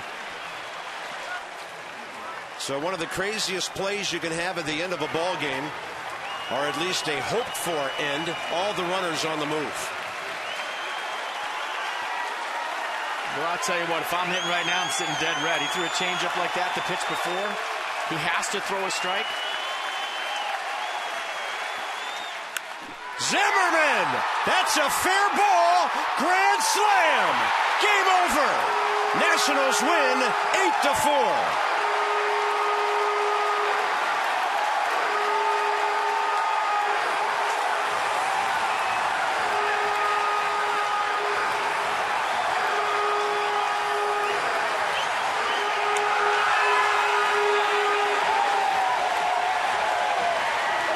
How does a 6-run 9th inning sound to you on a Saturday morning? By far the best inning of the year for the Nationals. A big victory.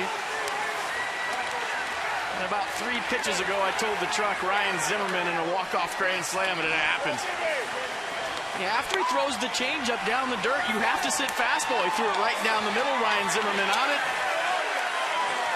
And what a great game tonight for that guy. Great plays at third base, a double, and a walk-off grand slam, a moment he'll never forget. And check out the 3-2 pitch. If you're hitting after that changeup, he painted himself into a corner. He had to throw a strike. The only pitch he's throwing for a strike consistently is a fastball, and he knew it as soon as he hit it. Hands inside the ball, barrel to the baseball, and that ball got out in about 2 seconds.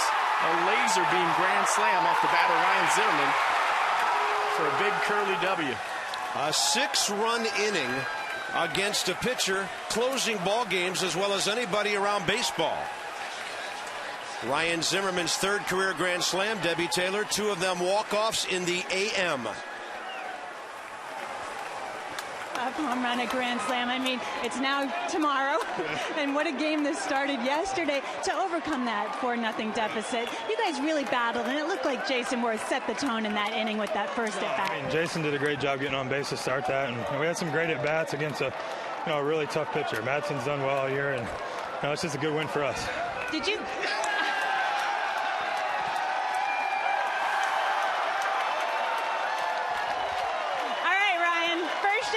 First Gatorade of the season. Oh, yeah, so good. Just real quickly, I mean, this is pretty big for you guys to beat the Phillies the way you did tonight, isn't it? Yeah, I mean, to come back against a team, I mean, they're the best team in the league. So anytime you can get a win against someone like that, it's good. And it's a measuring stick for the heart of this club, isn't it? Yeah, I mean, we don't quit. We know we have a tough team over there, and we just do what we can to try and scratch and claw and get wins. Okay, thank you very much. Bob, back to you. All right, Debbie Taylor. Ryan Zimmerman comes up big, and the legend of Zimmerman continues to grow in Washington, D.C. The Virginia Kid does it again, a 6-run 9th. Nats win.